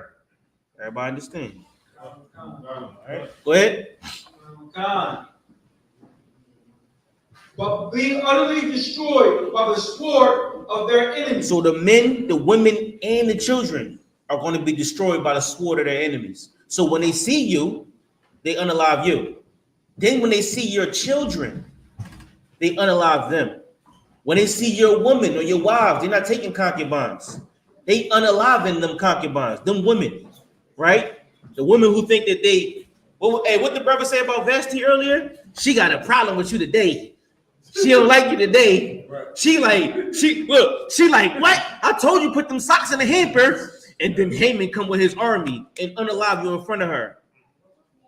Now, how important are them damn socks right now? How important are them small problems that we having today when the devil come walk on our doorstep, right? The devil is on our doorstep every day. You worry about dishes and socks and gas and bills when the devil was on my doorstep. Go ahead. Come.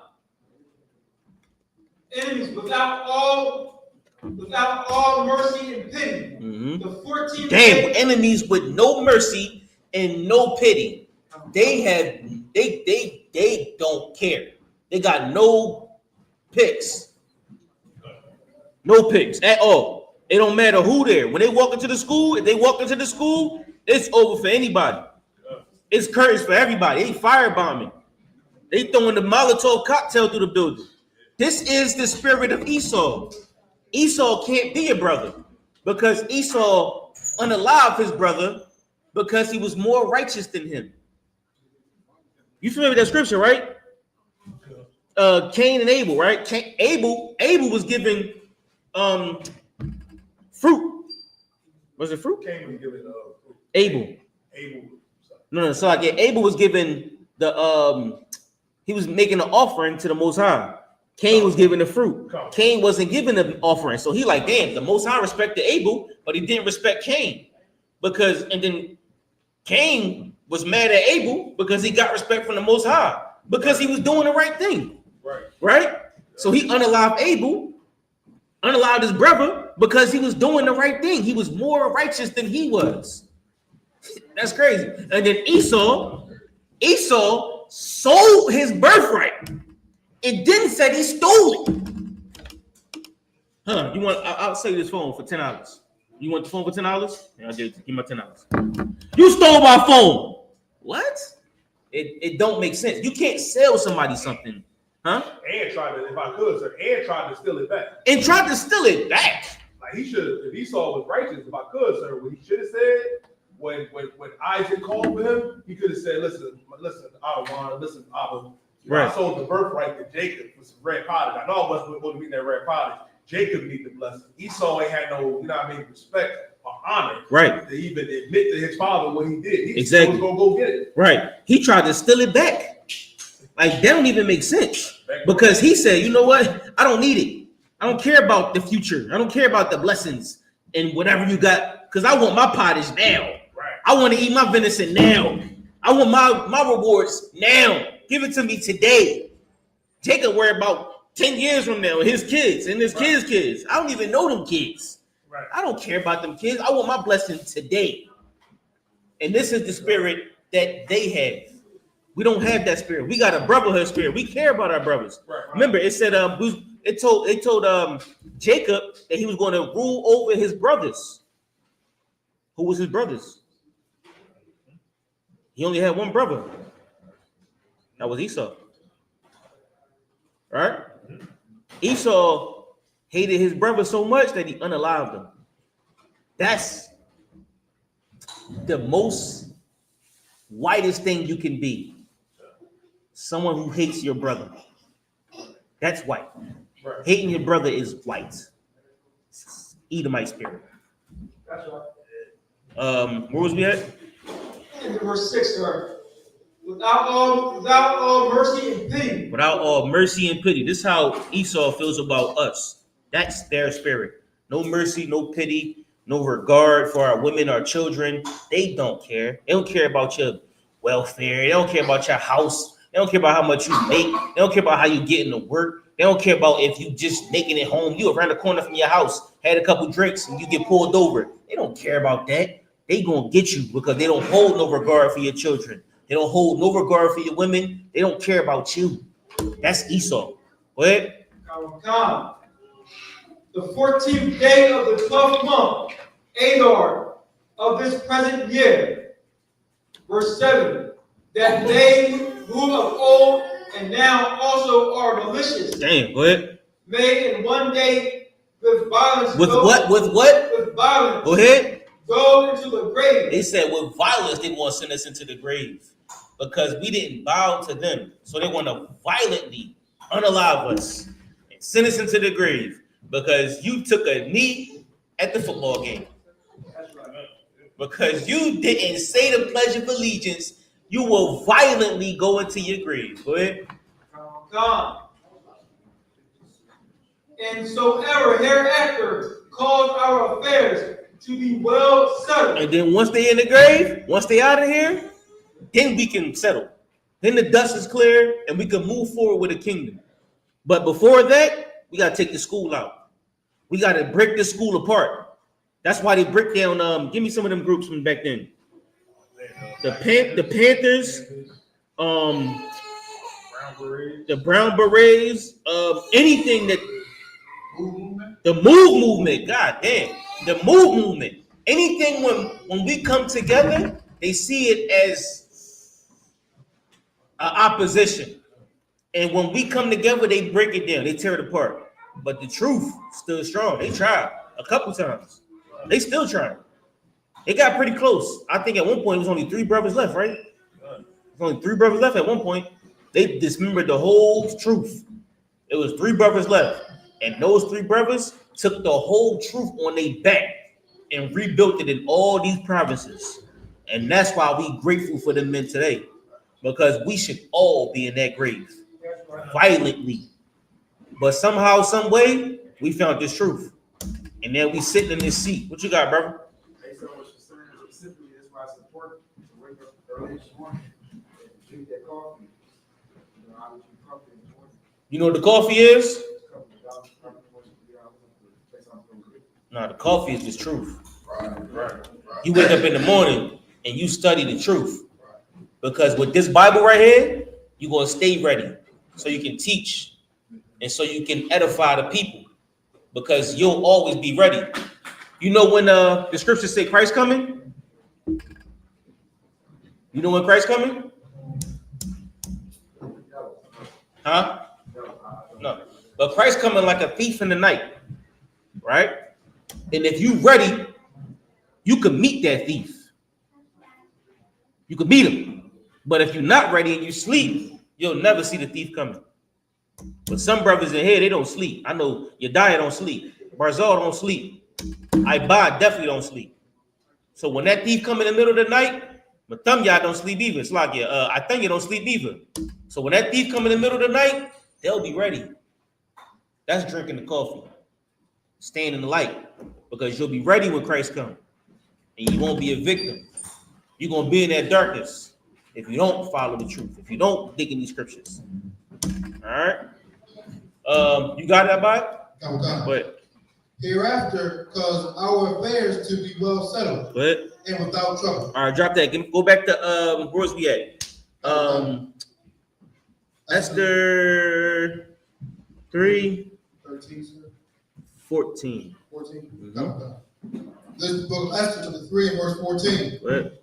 The copy of the writing for a commandment to be given in every province was published unto all people. So we just read the copy of the letter. We just read the publish of what the letter said. Go ahead. That they should be ready against that day. They should be ready on that day. When that day comes, it's war. Go ahead. Verse 15. The post went out, being hasted by the king's commandment. They rushed it. They sent the post out quickly. Go ahead. They got mail carriers. They got people that can take it to each city directly. They quickly sent it out because they wanted this truth to die quickly. Go ahead. And the decree was given to Shushan the palace. Mm-hmm. And the king and Haman sat down to drink. They sat down to drink. They put a hit out. Trump and Elon put it allegedly, or let's say figuratively, they put a hit out. And after they put the hit out, they had a drink. They sat down with a cup of scotch and was like, most time, well, I don't know. What do they say? What did Esau say? What do Esau say when they cheers? Cheers? Mazel tov. If I could, what dance did Esau ever come out with? They don't got no style. What the hokey pokey? What dance? They don't have style. They don't have character. That's Esau. Which are Where was you at? And Abad? 15, sir. But But the city Shushan was perplexed. This book of Esther, chapter 4, and verse 1. When Mordecai perceived all that was done, Mordecai rent his clothes. So Mordecai get wind of the letter, right? Now think of Mordecai like a brother in the school, right? And this brother got raised up to the point where he's one of the top men of the school. He's a great man of renown. So when he get wind of it, think like one of the generals getting wind of this letter that they trying to tear the school apart, right? Or when they see the shield on your arm or on your neck, when they see somebody that say they're Israelite walking in the street with fringes, anybody that look like an Israelite, they are to be dealt with, right? Think of the general in the school getting the wind of this letter. He's like, dang, right? So in this, he rent his clothes, right? He tears his clothes off. Go ahead. And put on sackcloth with ashes. He go pray. He go ask the Lord for repentance. Go ahead. And went out into the midst of the city and cried with a loud and bitter cry. Go ahead. Verse 2. And came even before the king's gate, for none might enter into the king's gate clothed with sackcloth. Go ahead. Verse So 3. now it was a decree that nobody could come in with this on. He went in there anyway. Go ahead. Verse 3. And in every province, whithersoever the king's commandment and his decree came, there was great mourning among the Jews. So every school quote one of it. They're like, damn, captain in such and such city. Captain in such and such city, like, yo, Captain Gadalhar get wind of the letter. Captain Mawakwa get wind of the letter. You know what I'm saying? Captain in every city get wind of this letter. Captain Nayathop get wind of this letter. They're like, damn, you heard about this decree? We all hearing about this decree now. Right now it's coming around. Go ahead. And fasting, and weeping, and wailing, and many lay in sackcloth and ashes. Verse 4.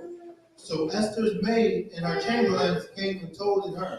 Go ahead. Then was the queen exceedingly grieved. So now, mind y'all, we got this sister in the White House. It's a sister that's laying with Trump. Trump's wife is in the school, right? So, go ahead. And she sent raiment to clothe Mordecai, and to take away his sackcloth from him, but he received it not. So she like, yo, put your clothes on. You out here acting crazy. Come on, look, what's going on? She sent him sackcloth. She's grieved. She like, damn, what we gonna do? But she wants him to cover up, but he's perplexed. He in his bag, as we say in Philly, literally, because he in his sackcloth. He's literally in his bag, right? So now she's trying to grieve him. She's trying to find a way to deal with the situation. Go ahead. Verse 5. Then called Esther for Hattab, one of the king's chamberlains, whom he had appointed to attend upon her, and gave him a commandment to Mordecai to know what it was and why it was. So what's going on, Mordecai? Go ahead. Verse 6. So Hattab went forth to Mordecai unto the street of the city, which was before the king's gate. Go ahead. Verse 7. And Mordecai told him all that had happened unto him, and of the sum of the money. And of the sum of the money, because that's what it's about. It's a bounty on our head. It ain't just about it's a green light. It's a bounty. So whatever heathen catches, whoever catches, is up. So now we don't even know where the target coming from. We don't even know who we got beef with, because whoever catches is getting 10,000. What you got, young brother, in the back? That's the thing. The person would be, I feel, doing that the American way. They say peaceful. The Americans, like that's what they say. This is great because people in the state, that's good to be true. You know what I'm saying? I have to think about this more. Yeah, you right. You think like civil arrest or like a It's no bounty on our head. They want to be with us.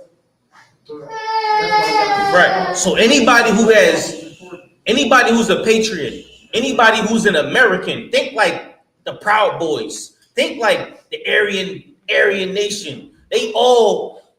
Everybody we send the blessings for the curses to. All of them are possible ops. So now we got 30 ops overnight. And this is what Mordecai is telling the brother in the city or whoever Hatak is. He like, listen, we got money on our head. It ain't just they just told everybody to unalive us. They get money for doing it. What would if Trump give anybody a decree? What would this bum sitting in the street do for 10,000? Some Edomite bum right there. He could get 10,000 today. Go ahead.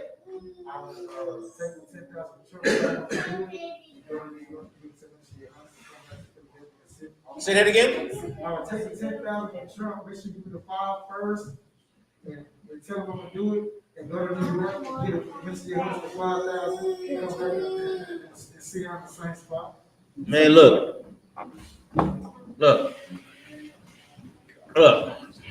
Satan is working. Satan is working.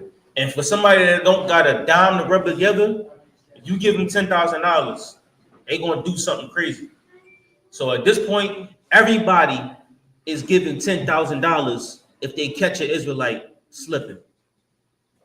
This is why Mordecai is upset. All right, go ahead. And of the sum of the money that Haman had promised to pay to the king's treasuries for the Jews to destroy them. Mm-hmm. Verse 8. Also, he gave him the copy of the writing. So he like, yo, look at this letter. This is the letter that they put out. This is what's going out. This is the money right here. Go ahead. Of the decree that was given at Shushan to destroy them. To what? To destroy them. They here to destroy us. Go ahead. To shoot it unto Esther. Uh-huh. And to declare it unto her. So he said, take this to Esther, man. Show her. And then she'll see why I'm in the street with sackcloth on. Go ahead. And to charge her that she should go in unto the king. It's her job. She the only one that can save us. Now, it all comes down to a sister. Our livelihood comes down to one sister. Now, just imagine if somebody made her mad at one point in her life. Just imagine if somebody said something to her at one point in her life. Just imagine if she was like Vashti and somebody didn't put their socks in the hamper. If it was one person that made her upset, then she good. That's Trump's wife now. It ain't on her. It's on everybody else. But if somebody was out there that she ain't like, she could have been like, you know what? It is what it is. The whole school rested on one sister. One. What? To make supplication unto him. Mm-hmm. And to make request before him for her people. What? Verse 9. And Hattab came and told Esther the words of Mordecai. What? Verse 10. Again Esther spake unto Hattab and gave him commandment unto Mordecai. Mm-hmm. Verse 11.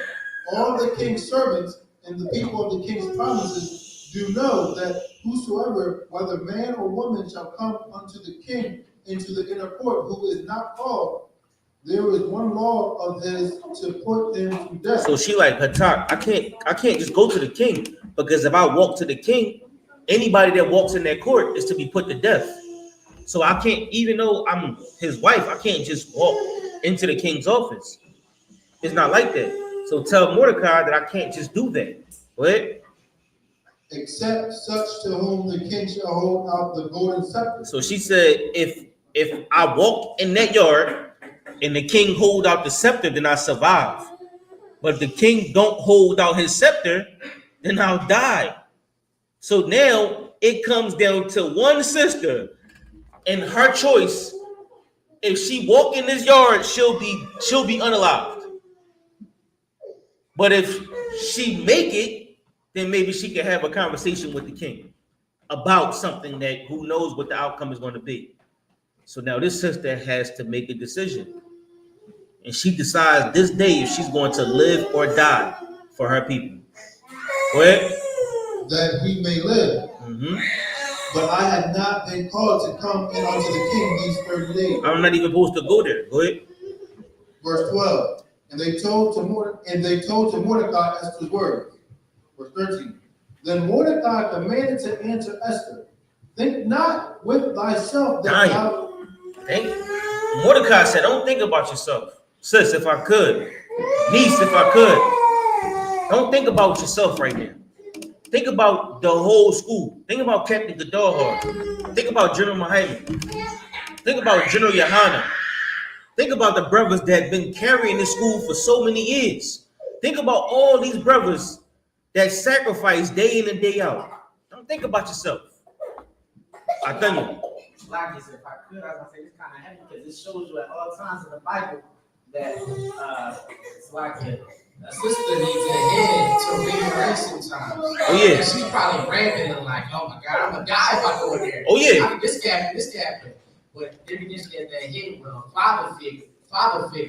You know what I'm saying? To tell her, listen, you need to focus on this. Right. You know what I'm saying? Because God ahead, the sister's gonna be like a squirrel, like, oh, right here. Yeah. Right here. But she need to focus on the goal at hand. Right. You know what I'm saying? Which is her people. Right. That's why sisterhood is so heavy. You know what I'm saying? Because remember, the sister listens to other sisters, right? The sister listens to her husband, like he's saying, or her head, whoever her head is. In this case, Mordecai was her head until he gave it to the heathen. So now whoever taught this sister taught an amazing sister because she made the decision based on what she felt was right. How can she do her work? This is the work of a sister. Without this sister's work, the school wouldn't even be here. That's why it's so important for a sister's work today. It's heavy. It's quintessential in the truth. Every brother is important just like every sister is. Because we all push the truth forward. We all make this truth grow. And now everybody around us see our light. Everybody around us see us shine. And they say, yo, where you going? Wait, what you learning about today? Oh yeah, you know you're an Israelite, right? It's in your blood. Well, I'm a Muslim. You know, stand for law and all that. What they be saying? Stand for law and all that. I'm about to go make fudge you. Inshallah. And you're like, yeah, well, you became a Muslim. You know what I'm saying? You adopted Islam, but you not gonna be an Arab. An Arab is a blood. You can't be the people. You can't be an African. You know what I'm saying? You will never be an African. You are an Israelite. Now, if you choose to follow Islam, that's on you. You could pick it up and put it down, but you can't follow being an Israelite. There's no way to put it down. If you a Jew, they know you a Jew, you're going to get unalived. You can't put it down. All right? But, all right. Where's we at? God. Verse 13 in chapter 4. So this book, Esther 4, verse 13. What? Then Mordecai commanded to answer Esther, think not with thyself that thou shalt escape in the king's house more than all the Jews. Oh, where you at? 14? God. This is the book of Esther 4, verse now 14. 4 and okay, you said 13. All right, go ahead. Verse 14. For if thou altogether holdest thy peace at this time, then shall their enlargement and deliverance arise to the Jews from another place. Yeah, so now if you don't sit up for today, then the problem can start in Nova Scotia. Somebody get unallowed in Nova Scotia, and you could stop it today. That letter is out, and it's on its way to Vancouver. I don't know. It's on its way to Miami. Somebody could get unallowed in Miami, but you could stop the letter today. Maybe that word could get there before this letter get there. You got to work now. You got work to do. Go ahead. But thou and thy father's house shall be destroyed. Yeah, but you and everybody around you, your whole family, you ain't going to miss it. It's going to catch you too. Go ahead. And who knoweth whether thou art come to the kingdom for such a time as this? Mm-hmm. Verse 15. Then Mordecai bade them return. No, then Esther bade them return Mordecai this answer. Go ahead. Verse 16. Go, gather together all the Jews that are present in Shushan. So now he told his sister, he said, listen, sis, it's your time to shine. It's on you. Everything that you was taught, everything that you believe, and all your faith and everything, it's all on you. It's your time to shine. So now I need you to go in that building, and I need you to do something to save Israel, save the school, save our community. What you got, young brother? So the person would be, if I could, knowing that to Trump, Associate Justice, Supreme Court Justice, Associate Courts, he represents Colorado. That's the USA Boxing headquarters and ABS for Temple Pilgrims, like all this, he helped out all the time. For those of us people that don't know it's justice, it's no kind of right. Most people are ending up in prison because the pressure put on us only because of what we hear. Therefore, that's how they become script. Because the fact that two worldwide leaders, I think it was Selassie, that one, that's a representative of the U.S. advisors. They get the control of that community is majority right. Therefore, sports is back in the day brought us together as a people of our community.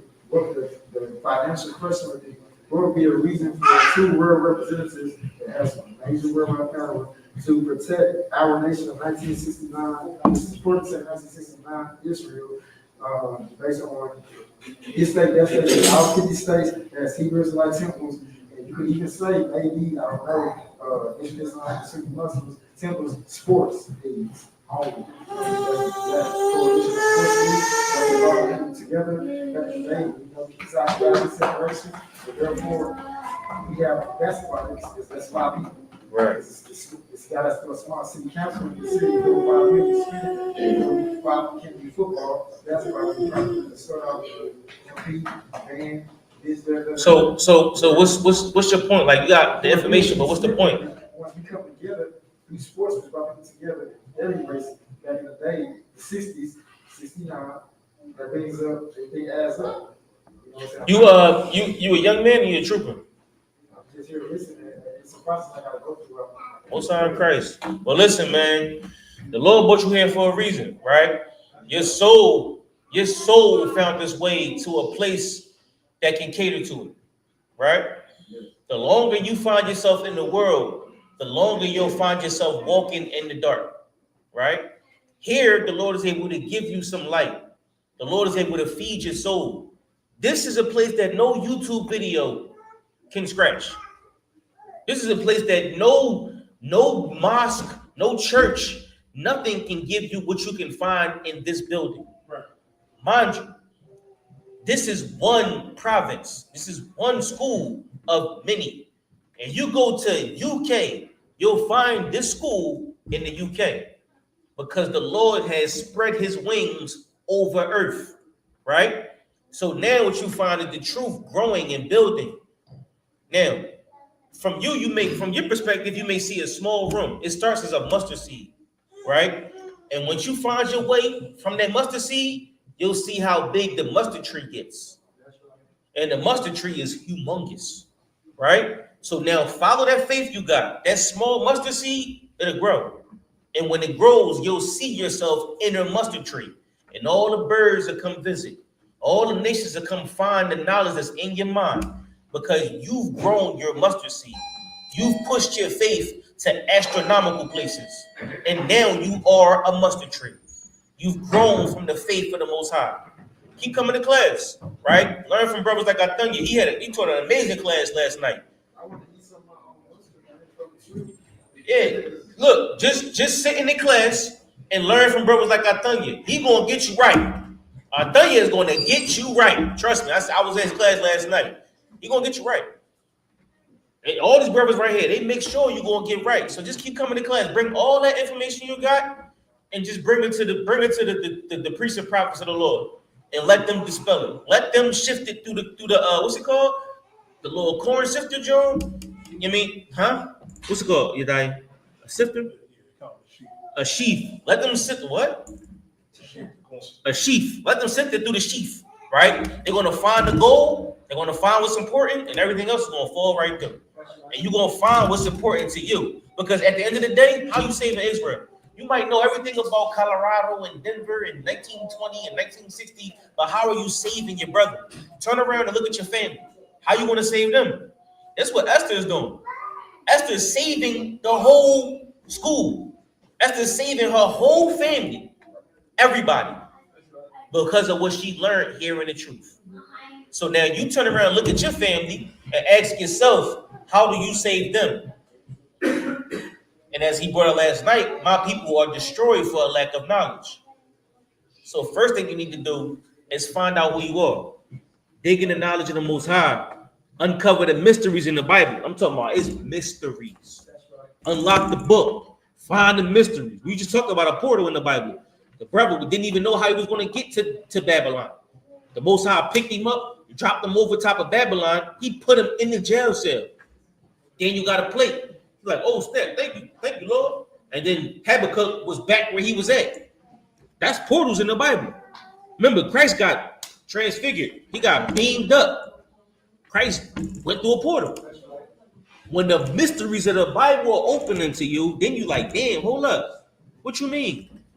Those are deeper. And that's your custom. That's your heritage. That's what the Lord wanted you to know. So, you know what I'm saying? All them history stories and all of that, that's cool. But learn about what happened to your people. That's more deeper than what happened to, you know what I'm saying? I don't know, Grover Cleavage or I don't know, whatever their names are.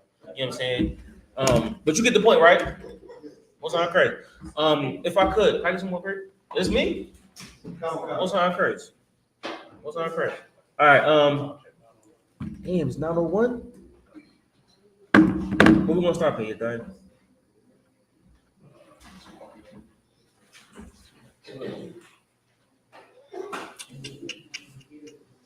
All right, so I'm gonna give y'all, because I don't know what's gonna happen tomorrow. So after this, Esther went and prayed to the Most High. You find her prayer in it's the rest of Esther, chapter 14 and 15. That's Esther praying to the Most High for what was about to happen. Esther went back home and she set up a prayer to the Lord. When you want to read about strong sisters in the Bible, look at this is one of them. She sent the prayer to the Lord, and she was able to do what the Lord sent her to do. Her whole life came down to this one moment, and she was appointed by the Lord to save the children of Israel. That's right. Not only was her, it was also another woman in Judges. Her name was Deborah. Deborah was appointed to save the children of Israel. She was a prophetess, meaning she saw the future. She was not a priest. She was not a prophet. She wasn't somebody to stand in a corner and teach the Bible, but she was somebody that the Lord told a prophecy to, and she told her husband. Esther went and told Mordecai, and through them, they saved Israel, right? So when y'all get a chance, y'all go home for homework, just read the rest of Esther, chapter 14 to 15, and read what Esther prayed about, right? All right, anything else? Hold on a second. I'll read one part of that. Get there. Esther chapter 14. Additions to Esther chapter 14 and verse 11. O Lord, give not thy scepter unto them that be nothing. Damn.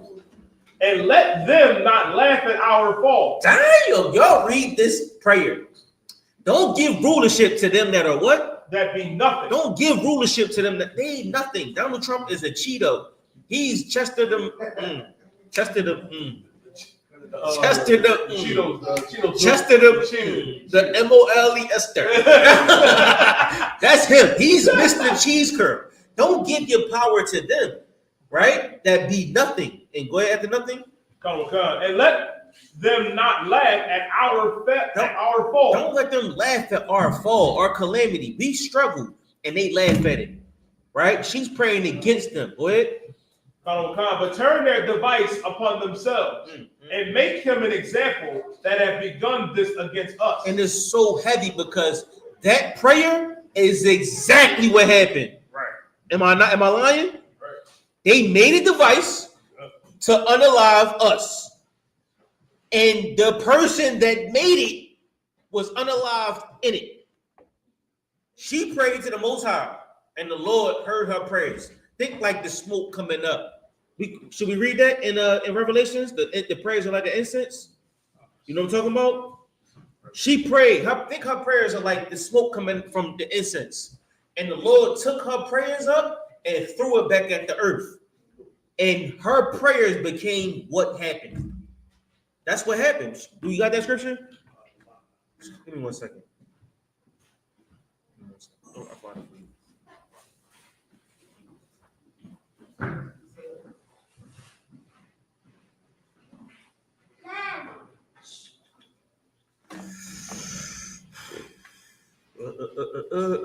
Revelations chapter 8 verse 4. Revelation chapter 8 verse 4. Revelations 8 and 4. And the smoke of the incense which came with the prayers of the saints. Now, the saints are the repentant Israelites, right? So when you come into the truth and when you learn who you are, you become the saints. The repentant Israelite. Do we need to get that? We don't need to get it, do we? Just that's a scripture. But the saints are the repentant Israelites, right? The prayer from the saints are what? Come. And the smoke of the incense which came with the prayers of the saints ascended up before God out of the angel's hand. So the angel took the prayers like the smoke from the incense and took it up to the Most High. So as Esther is praying, the angel took her prayer like the smoke from the incense and took it up to the Lord. Go ahead. Come, verse 5. And the angel took the censer and filled it with fire of the altar. Go ahead. And cast it into the He earth. threw it back at the earth. So the Lord got her prayer and threw it back at the earth. Go ahead. And there were voices and thunderings and lightnings and an earthquake. Keep going. Verse 6. And the 7 angels which had the 7 trumpets prepared themselves to sound. The first angel sounded. Oh, that was it. So her prayer came back down on the earth. So, you know what I'm saying? That's what Esther did when she prayed. You got any more rest of Esther? Or was that it? Are we good? All right. Any questions in the classroom?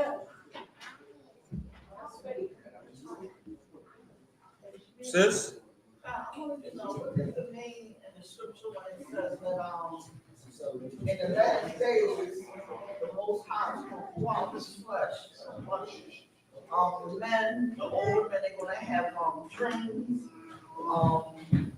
The young men are going to see visions, and the daughters are going to prophesy. Are we living in that time now? Yes, we are. Because the young men, the men are having dreams. We think about the kingdom so much. We think about this truth so much, we dream about it. Right? All we think about is the kingdom of heaven, how we get it.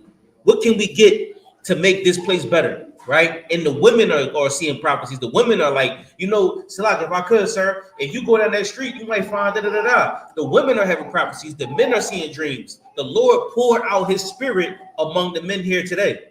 So now you see the flesh growing in front of you. You see the Lord's flesh getting stronger and wiser in front of you. His members are growing. You see the arm coming together. You see the fingers coming together and the mind coming together, the eyes coming together. Everything about the Lord is getting stronger as every brother walks into this door. At one point, the Lord had nobody, literally. But now we have somebody, a lot of people, and we make the body of Christ way more than America can handle. And next thing you know, they're going to be sending a decree from the White House, trying to unalive the body of Christ. But we got women in here that see visions. We got men in here that do the work and see visions. You know what I'm saying? So we living in that time today. We just stay focused. And since you've been around since I've been around. You've been around for forever. It's when I walked in here the other day and I saw you here, it was a breath of fresh air.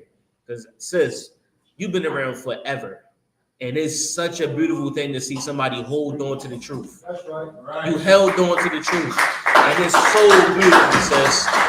I appreciate it. When I walked into this place and I saw you sitting in that seat, I appreciated it. Because I know this is something special. You know what I mean? And I know you can see what the Most High has done for you. I know you have dreams because you think about what the Lord teaches you every week. You think about the blessings that the Lord gives you every week. And every week, you're probably telling the people around you what can and will happen. And they listen or they don't listen. But you tell them what's going to happen. And you are seen as a prophetess because you telling them what's going to happen. And they don't listen. But if they did listen, they'll be sitting in these seats. Right. So our women are having prophets or prophecies, right? Our men are having prophecies. We build in the flesh of the Most High. Lord willing, we got one last Passover. That's right. Lord willing. So take your family because you don't want to be at the Passover and all hell breaking loose. You like, Salaki, I gotta get back to Philly. Bring your family with you because you don't want the Lord to take Philly and your family's here in Philadelphia. You know what I'm saying? Or whatever city you went. Take your family with you. Because we prayed it's the Lord's last Passover. Everybody understand? I'm sorry, Christ. And that was it? That was it? That's what it means. Old men will see visions. Like we've been here forever. We see visions. Our visions, like we just read Mordecai seeing the vision. Mordecai had a dream. Mordecai had a dream about what the Most High was going to do, and it happened, right? Mordecai seen a vision of us having an issue, and we crying to the Most High, and our cries became a great flood, right? And we was able to fight our oppressors based on our righteousness. We see the visions. We see what's going to happen. I'm sure you could believe that the men above us can see the things that are in front of us. And when they have those visions, they go to sleep at night. You know, when you sleep, technically, I probably shouldn't say it. This is my thoughts. When you sleep, technically, you in the fourth dimension, right? You there. You're not here. You're there. And when the Lord pick you up and take you into the fourth dimension, you can see things that you wouldn't see on this dimension, right? Those visions, when you come back, when you wake up in the morning, you're like, damn. And now you trying to find out what does it all mean. What you got, young brother, in the back? Absolutely.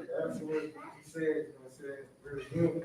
What she couldn't understand it is God also said God's going to do things for you in your life that you never even thought of. And that's where you're at right now. Yeah, you're gonna see things you never thought of. Remember, Jacob had a vision too. Jacob dreamed about the ladder, and what was he dreaming about in that vision? Pretty much dreamed about the kingdom of heaven. He was dreaming about what will it be in the future, because this work is all we do, it's all we know, it's all we think about. So when we go to sleep and dream about anything, it's about the Lord taking this place, and then we see that vision and we try to understand it, and we come to class. What you got, baby girl? Is that the same as using a dream book? A dream who? Dream book. A dream book? Yeah. Explain. Huh? Explain. Well, they say when you dream, sometimes there are, I don't know, like, let's say when I dreamed a fish. They typically say, when you dream a fish, that means somebody's pregnant or some kind of rebirth, right? Or, I dreamed of a horse, or I dreamed I was here or there. You can literally take anything that you remember from your dream, and it's like a dictionary almost, and you look it up in the dream book, and it tells you what it means for your dream, and how it would, I don't think it play out, but what it could be. Okay, no. Because when Nebuchadnezzar had his dream, he tried to find a dream book. He was unsuccessful. What he had to find was a prophet of the Most High, somebody who can decode his dreams. Because your dream may be specific. You may be sitting beside the sister beside you. Y'all both might dream about fish, but you might have a different dream about fish. You might see white fish. She may see red fish or pale fish.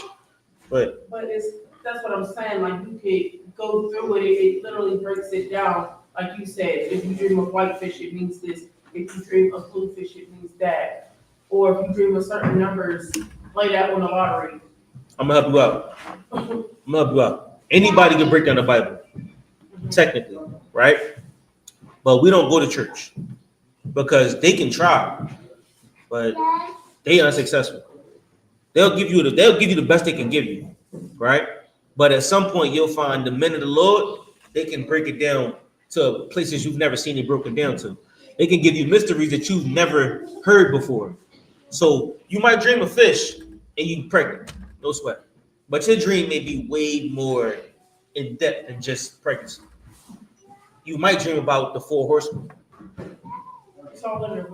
Now, when you see those dreams, who can relate it to the Bible? Nobody. That's why you see the men of the Lord, because Yediah gonna give you the exact scripture. I'm sure Yediah and Mathumyah gonna give you the exact scripture of wherever you dream. They can pull it up. The Dream Dictionary don't pull up those scriptures. Do they have scriptures in the Dream Dictionary? I haven't read that deep or in it, but Yeah, I'm sure they don't. I don't know if there's any correlation. They don't give you no scriptures. We relate everything to this Bible because this is our constitution. This is our laws.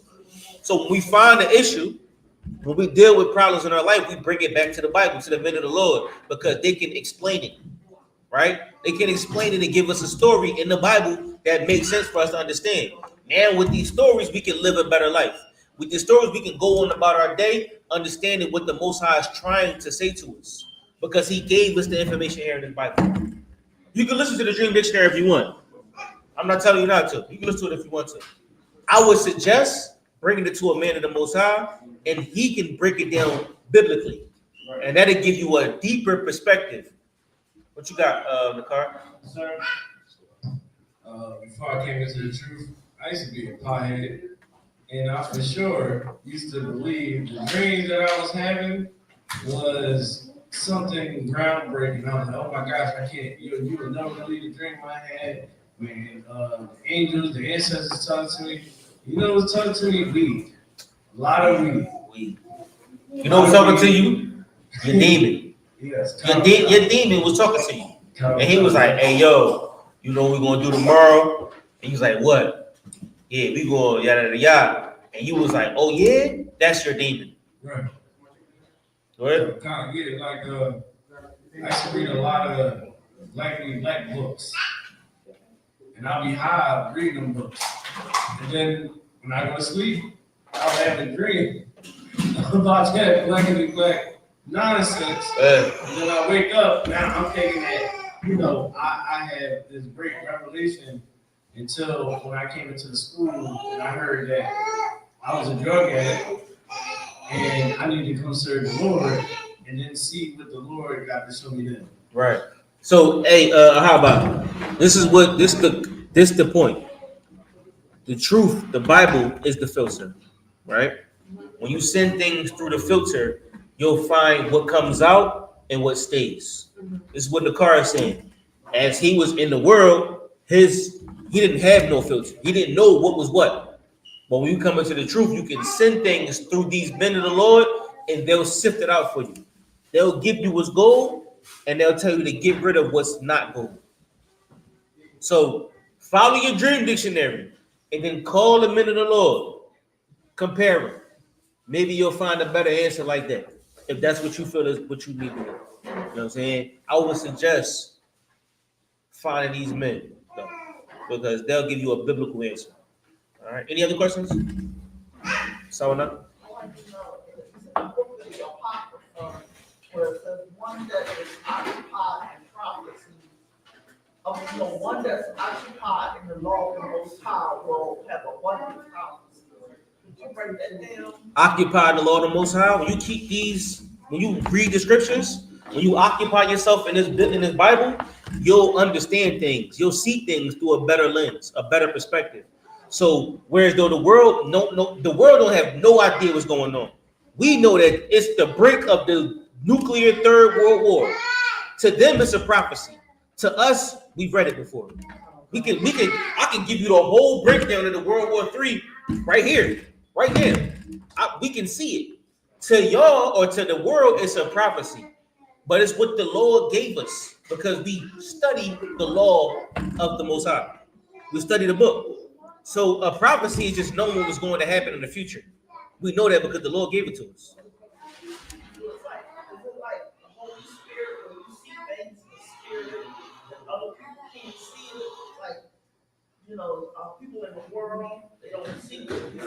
Yeah. In the spirit, how the spirit moves, the Holy Spirit. Yeah, when your Holy Spirit is doing what the Most High said. So you come into class with the Holy Spirit. So it's absolutely spiritual because you're choosing the Most High. That's the spirit. But if you decide not to come to class, then you're choosing death. You're choosing darkness. So it's spiritual because you're choosing the light. And when you find the light, you find the prophecies. You dig into the prophecies of the Lord. You like, damn, the third world war is right here. It's going to say Gomar and what's it say? Mag and Go. What's the scripture? Gog and Magog is going to fight against each other. You look up Gog and Magog, you're like, oh, so that's France. And you know what I'm saying? You're like, oh, damn. So now you see it. So now when it happens, you're like, oh, France is going to go against such and such because it's here in the Bible. You see the prophecies the Most High gave you. And then you're able to understand it. And that's the spiritual part of it. Because you could have chose to be outside doing God knows what. But your spirit is here. You're able to see through the words of the Bible. And now you take the words of the Bible and you live it. That's the spiritual part of it. You walk out the door, you don't take the head wrap off, and you're not an Israelite no more. You don't walk out the door and you just an Israelite in class. You know what I'm saying? When you walk out the door, you still an Israelite. You still say shalom, and you still talk to people with the spirit the Most High gave you. Then you're seeing things in a spiritual lens because the Holy Spirit stays on you. But if you only in the class of Israelite, you walk outside, you'll never see what the Most High got for you. You're not allowed to see it because you're only an Israelite at certain points in your day. So as long as you stay in the law, stay in the Bible, stay in the truth, locked in, you'll see things differently, spiritually. What you got, brother, in the back? Last thing, if I could, based on our kids, if they have to war, based on the 14th Amendment, we participate, we the Israelites, they certify our kids, we never make our kids go to the war. Most High Christ. And if I could, sis, Peter was on a boat with Christ. Christ hopped off the boat. Peter saw Christ walking on the water. And he was like, oh, I want to walk on the water too. And he was like, come on, jump off the boat, walk on the water. So Peter hopped off the boat and was walking on the water, right? Now, he was doing something that has never been done before. And then the storms, the weather started getting bad. He started paying attention to the sky and he started sinking, right? And Christ was like, you a non-believer. You don't believe in it. And he put him back on the boat. I'm paraphrasing the whole scripture, right? But all he had to do was keep his eyes on Christ and follow Christ. Keep his eyes in the word of the Lord. Stay focused. And because he lost his focus on what Christ was telling him, because he lost his focus on the truth, he started to sink. Right? He couldn't see what Christ was saying to him because he was focused on whatever was going on. You understand what I'm saying? You got to stay focused in the truth. Or we got to stay focused in the truth. Because the longer we stay focused, the longer we stay afloat. But as soon as we lose focus or lose, you know what I'm saying, what's going on, we start worrying about everything else, you'll feel yourself sinking. And you'll feel Christ check you. The Holy Spirit will check you. Because you're going to feel yourself sinking. All right? Any other questions? Bring it. Come on. How does the Holy Spirit check you? Your whole spirit will be conflicted when you walk in the door. You'll feel yourself. We'll see Sawanah, but we don't see Sawanah. We see another spirit. We see something else. Like, sis, you all right? You okay, sis? You know what I'm saying? You'll feel your soul being conflicted. You'll have to find your way back into the truth. Because demons are talking to you. Remember, it said the demon will leave and come back after a season, and he'll see the house swept and everything is clean. But when he see this house is dirt or is clean, he's going to come back with 7 demons more stronger than him. Okay. He will come back with 7 demons stronger than him, right? And so now you got to find yourself back in that truth to fight those 7 more demons. That's the spirit checking, making sure you official or not. Because you might just be a fly-by-night Israelite. You might be an Israelite for a couple weeks, right? Faking the phone. But remember, he that endureth to the end shall be saved. It's a marathon. All right? Any more questions? You sure? Most High Christ. Kana? You to what? Most High Christ. Any other questions in the classroom? All right. With that being said, we're going to pass the class off to preaching officer. Yeah, come on. Say them announcements. What them announcements at? What's on crack? Right? Announcements. But Cryala. Yo. Right here. Yeah.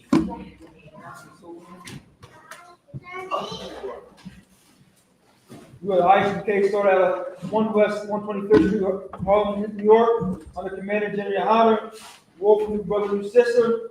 When a new brother or sister comes to the school, they are off limits for 6 months. They are to be saluted only. They are here to shed themselves of the world. If they need transportation, the teacher will arrange it. After 6 months, if a brother or sister has an interest in a particular person, he or she must get permission from the head to speak to a brother or sister. There is another 6 months in which the brother and sister will court each other. After this month period, the brother and sister will get permission from the head to marry. Tithes is a commandment, Numbers 18:21, Malachi chapter 3, verse 8 through 10. 8 through 10 means 10 in Hebrew, Ma'ishara, 10% of every penny of any increase the Lord gives you. Give to treasure department. Priest fund, free will offering for priests, not mandatory whatsoever. Amount you would like. Or whatever size Bible. Okay. And the reason we say it's not mandatory because at one point it was mandatory. Stick around at the class, we talk about that. But amount you would like. Upcoming holy convocations, Passover. It's in Atlanta. nah. The next one is tomorrow. Tomorrow is the closing of Purim. Closing of Purim. Tomorrow. We'll be here tomorrow doing the same thing. We'll have another gathering, another holy convocation tomorrow. So if y'all want to come finish the rest of the story, you know what I'm saying, have another grub, you know what I'm saying, chill. We're going to have another one tomorrow. Please check the bulletin. Check the bulletin for in the hallway. If any brother wants to be a trooper to school, start with wearing all black, blue shirt, headband, scarf. Blue shirt, pants, headband, and scarf. All right. So young brother, if you decide you want to work for the Most High, you decide you want to dedicate your life to the Most High, you're like, yo, you know what? I'm cool out here. You know what I'm saying? This is a job you are applying for. If you just decide you want to work for the Most High, you'll get it all black. You know what I'm saying? You say, all right, let's do this. But if you decide to, you know what I mean, work in the dark, then that's on you. You know what I mean, but if you wanted to work in the Most High's army, get it all black. Boots, shirt, pants, headband, and scarf. And if you needed some help, just, you know what I mean, talk to one of these brothers. They're gonna help you out. You know what I'm saying? These niggas, look at them. They thorough. Go ahead. With that, imagine. All right, what's our Christ? Men of Israel, we're gonna give one courtesy salute. Men of Israel, I.S.U.P.K, Imagine, Barak, Yahweh, Yahshua, Saul, which means turn. Sisters, Imagine, which means to stand. Men of Israel, we're gonna give the sisters one courtesy salute. Sisters, y'all hold your hands together, feet at a 45-degree angle. That's how y'all Imagine Shabbat. Men of Israel, we're gonna get the sisters one courtesy salute. Men of Israel, Shabbat, Imagine, Barak, Yahshua,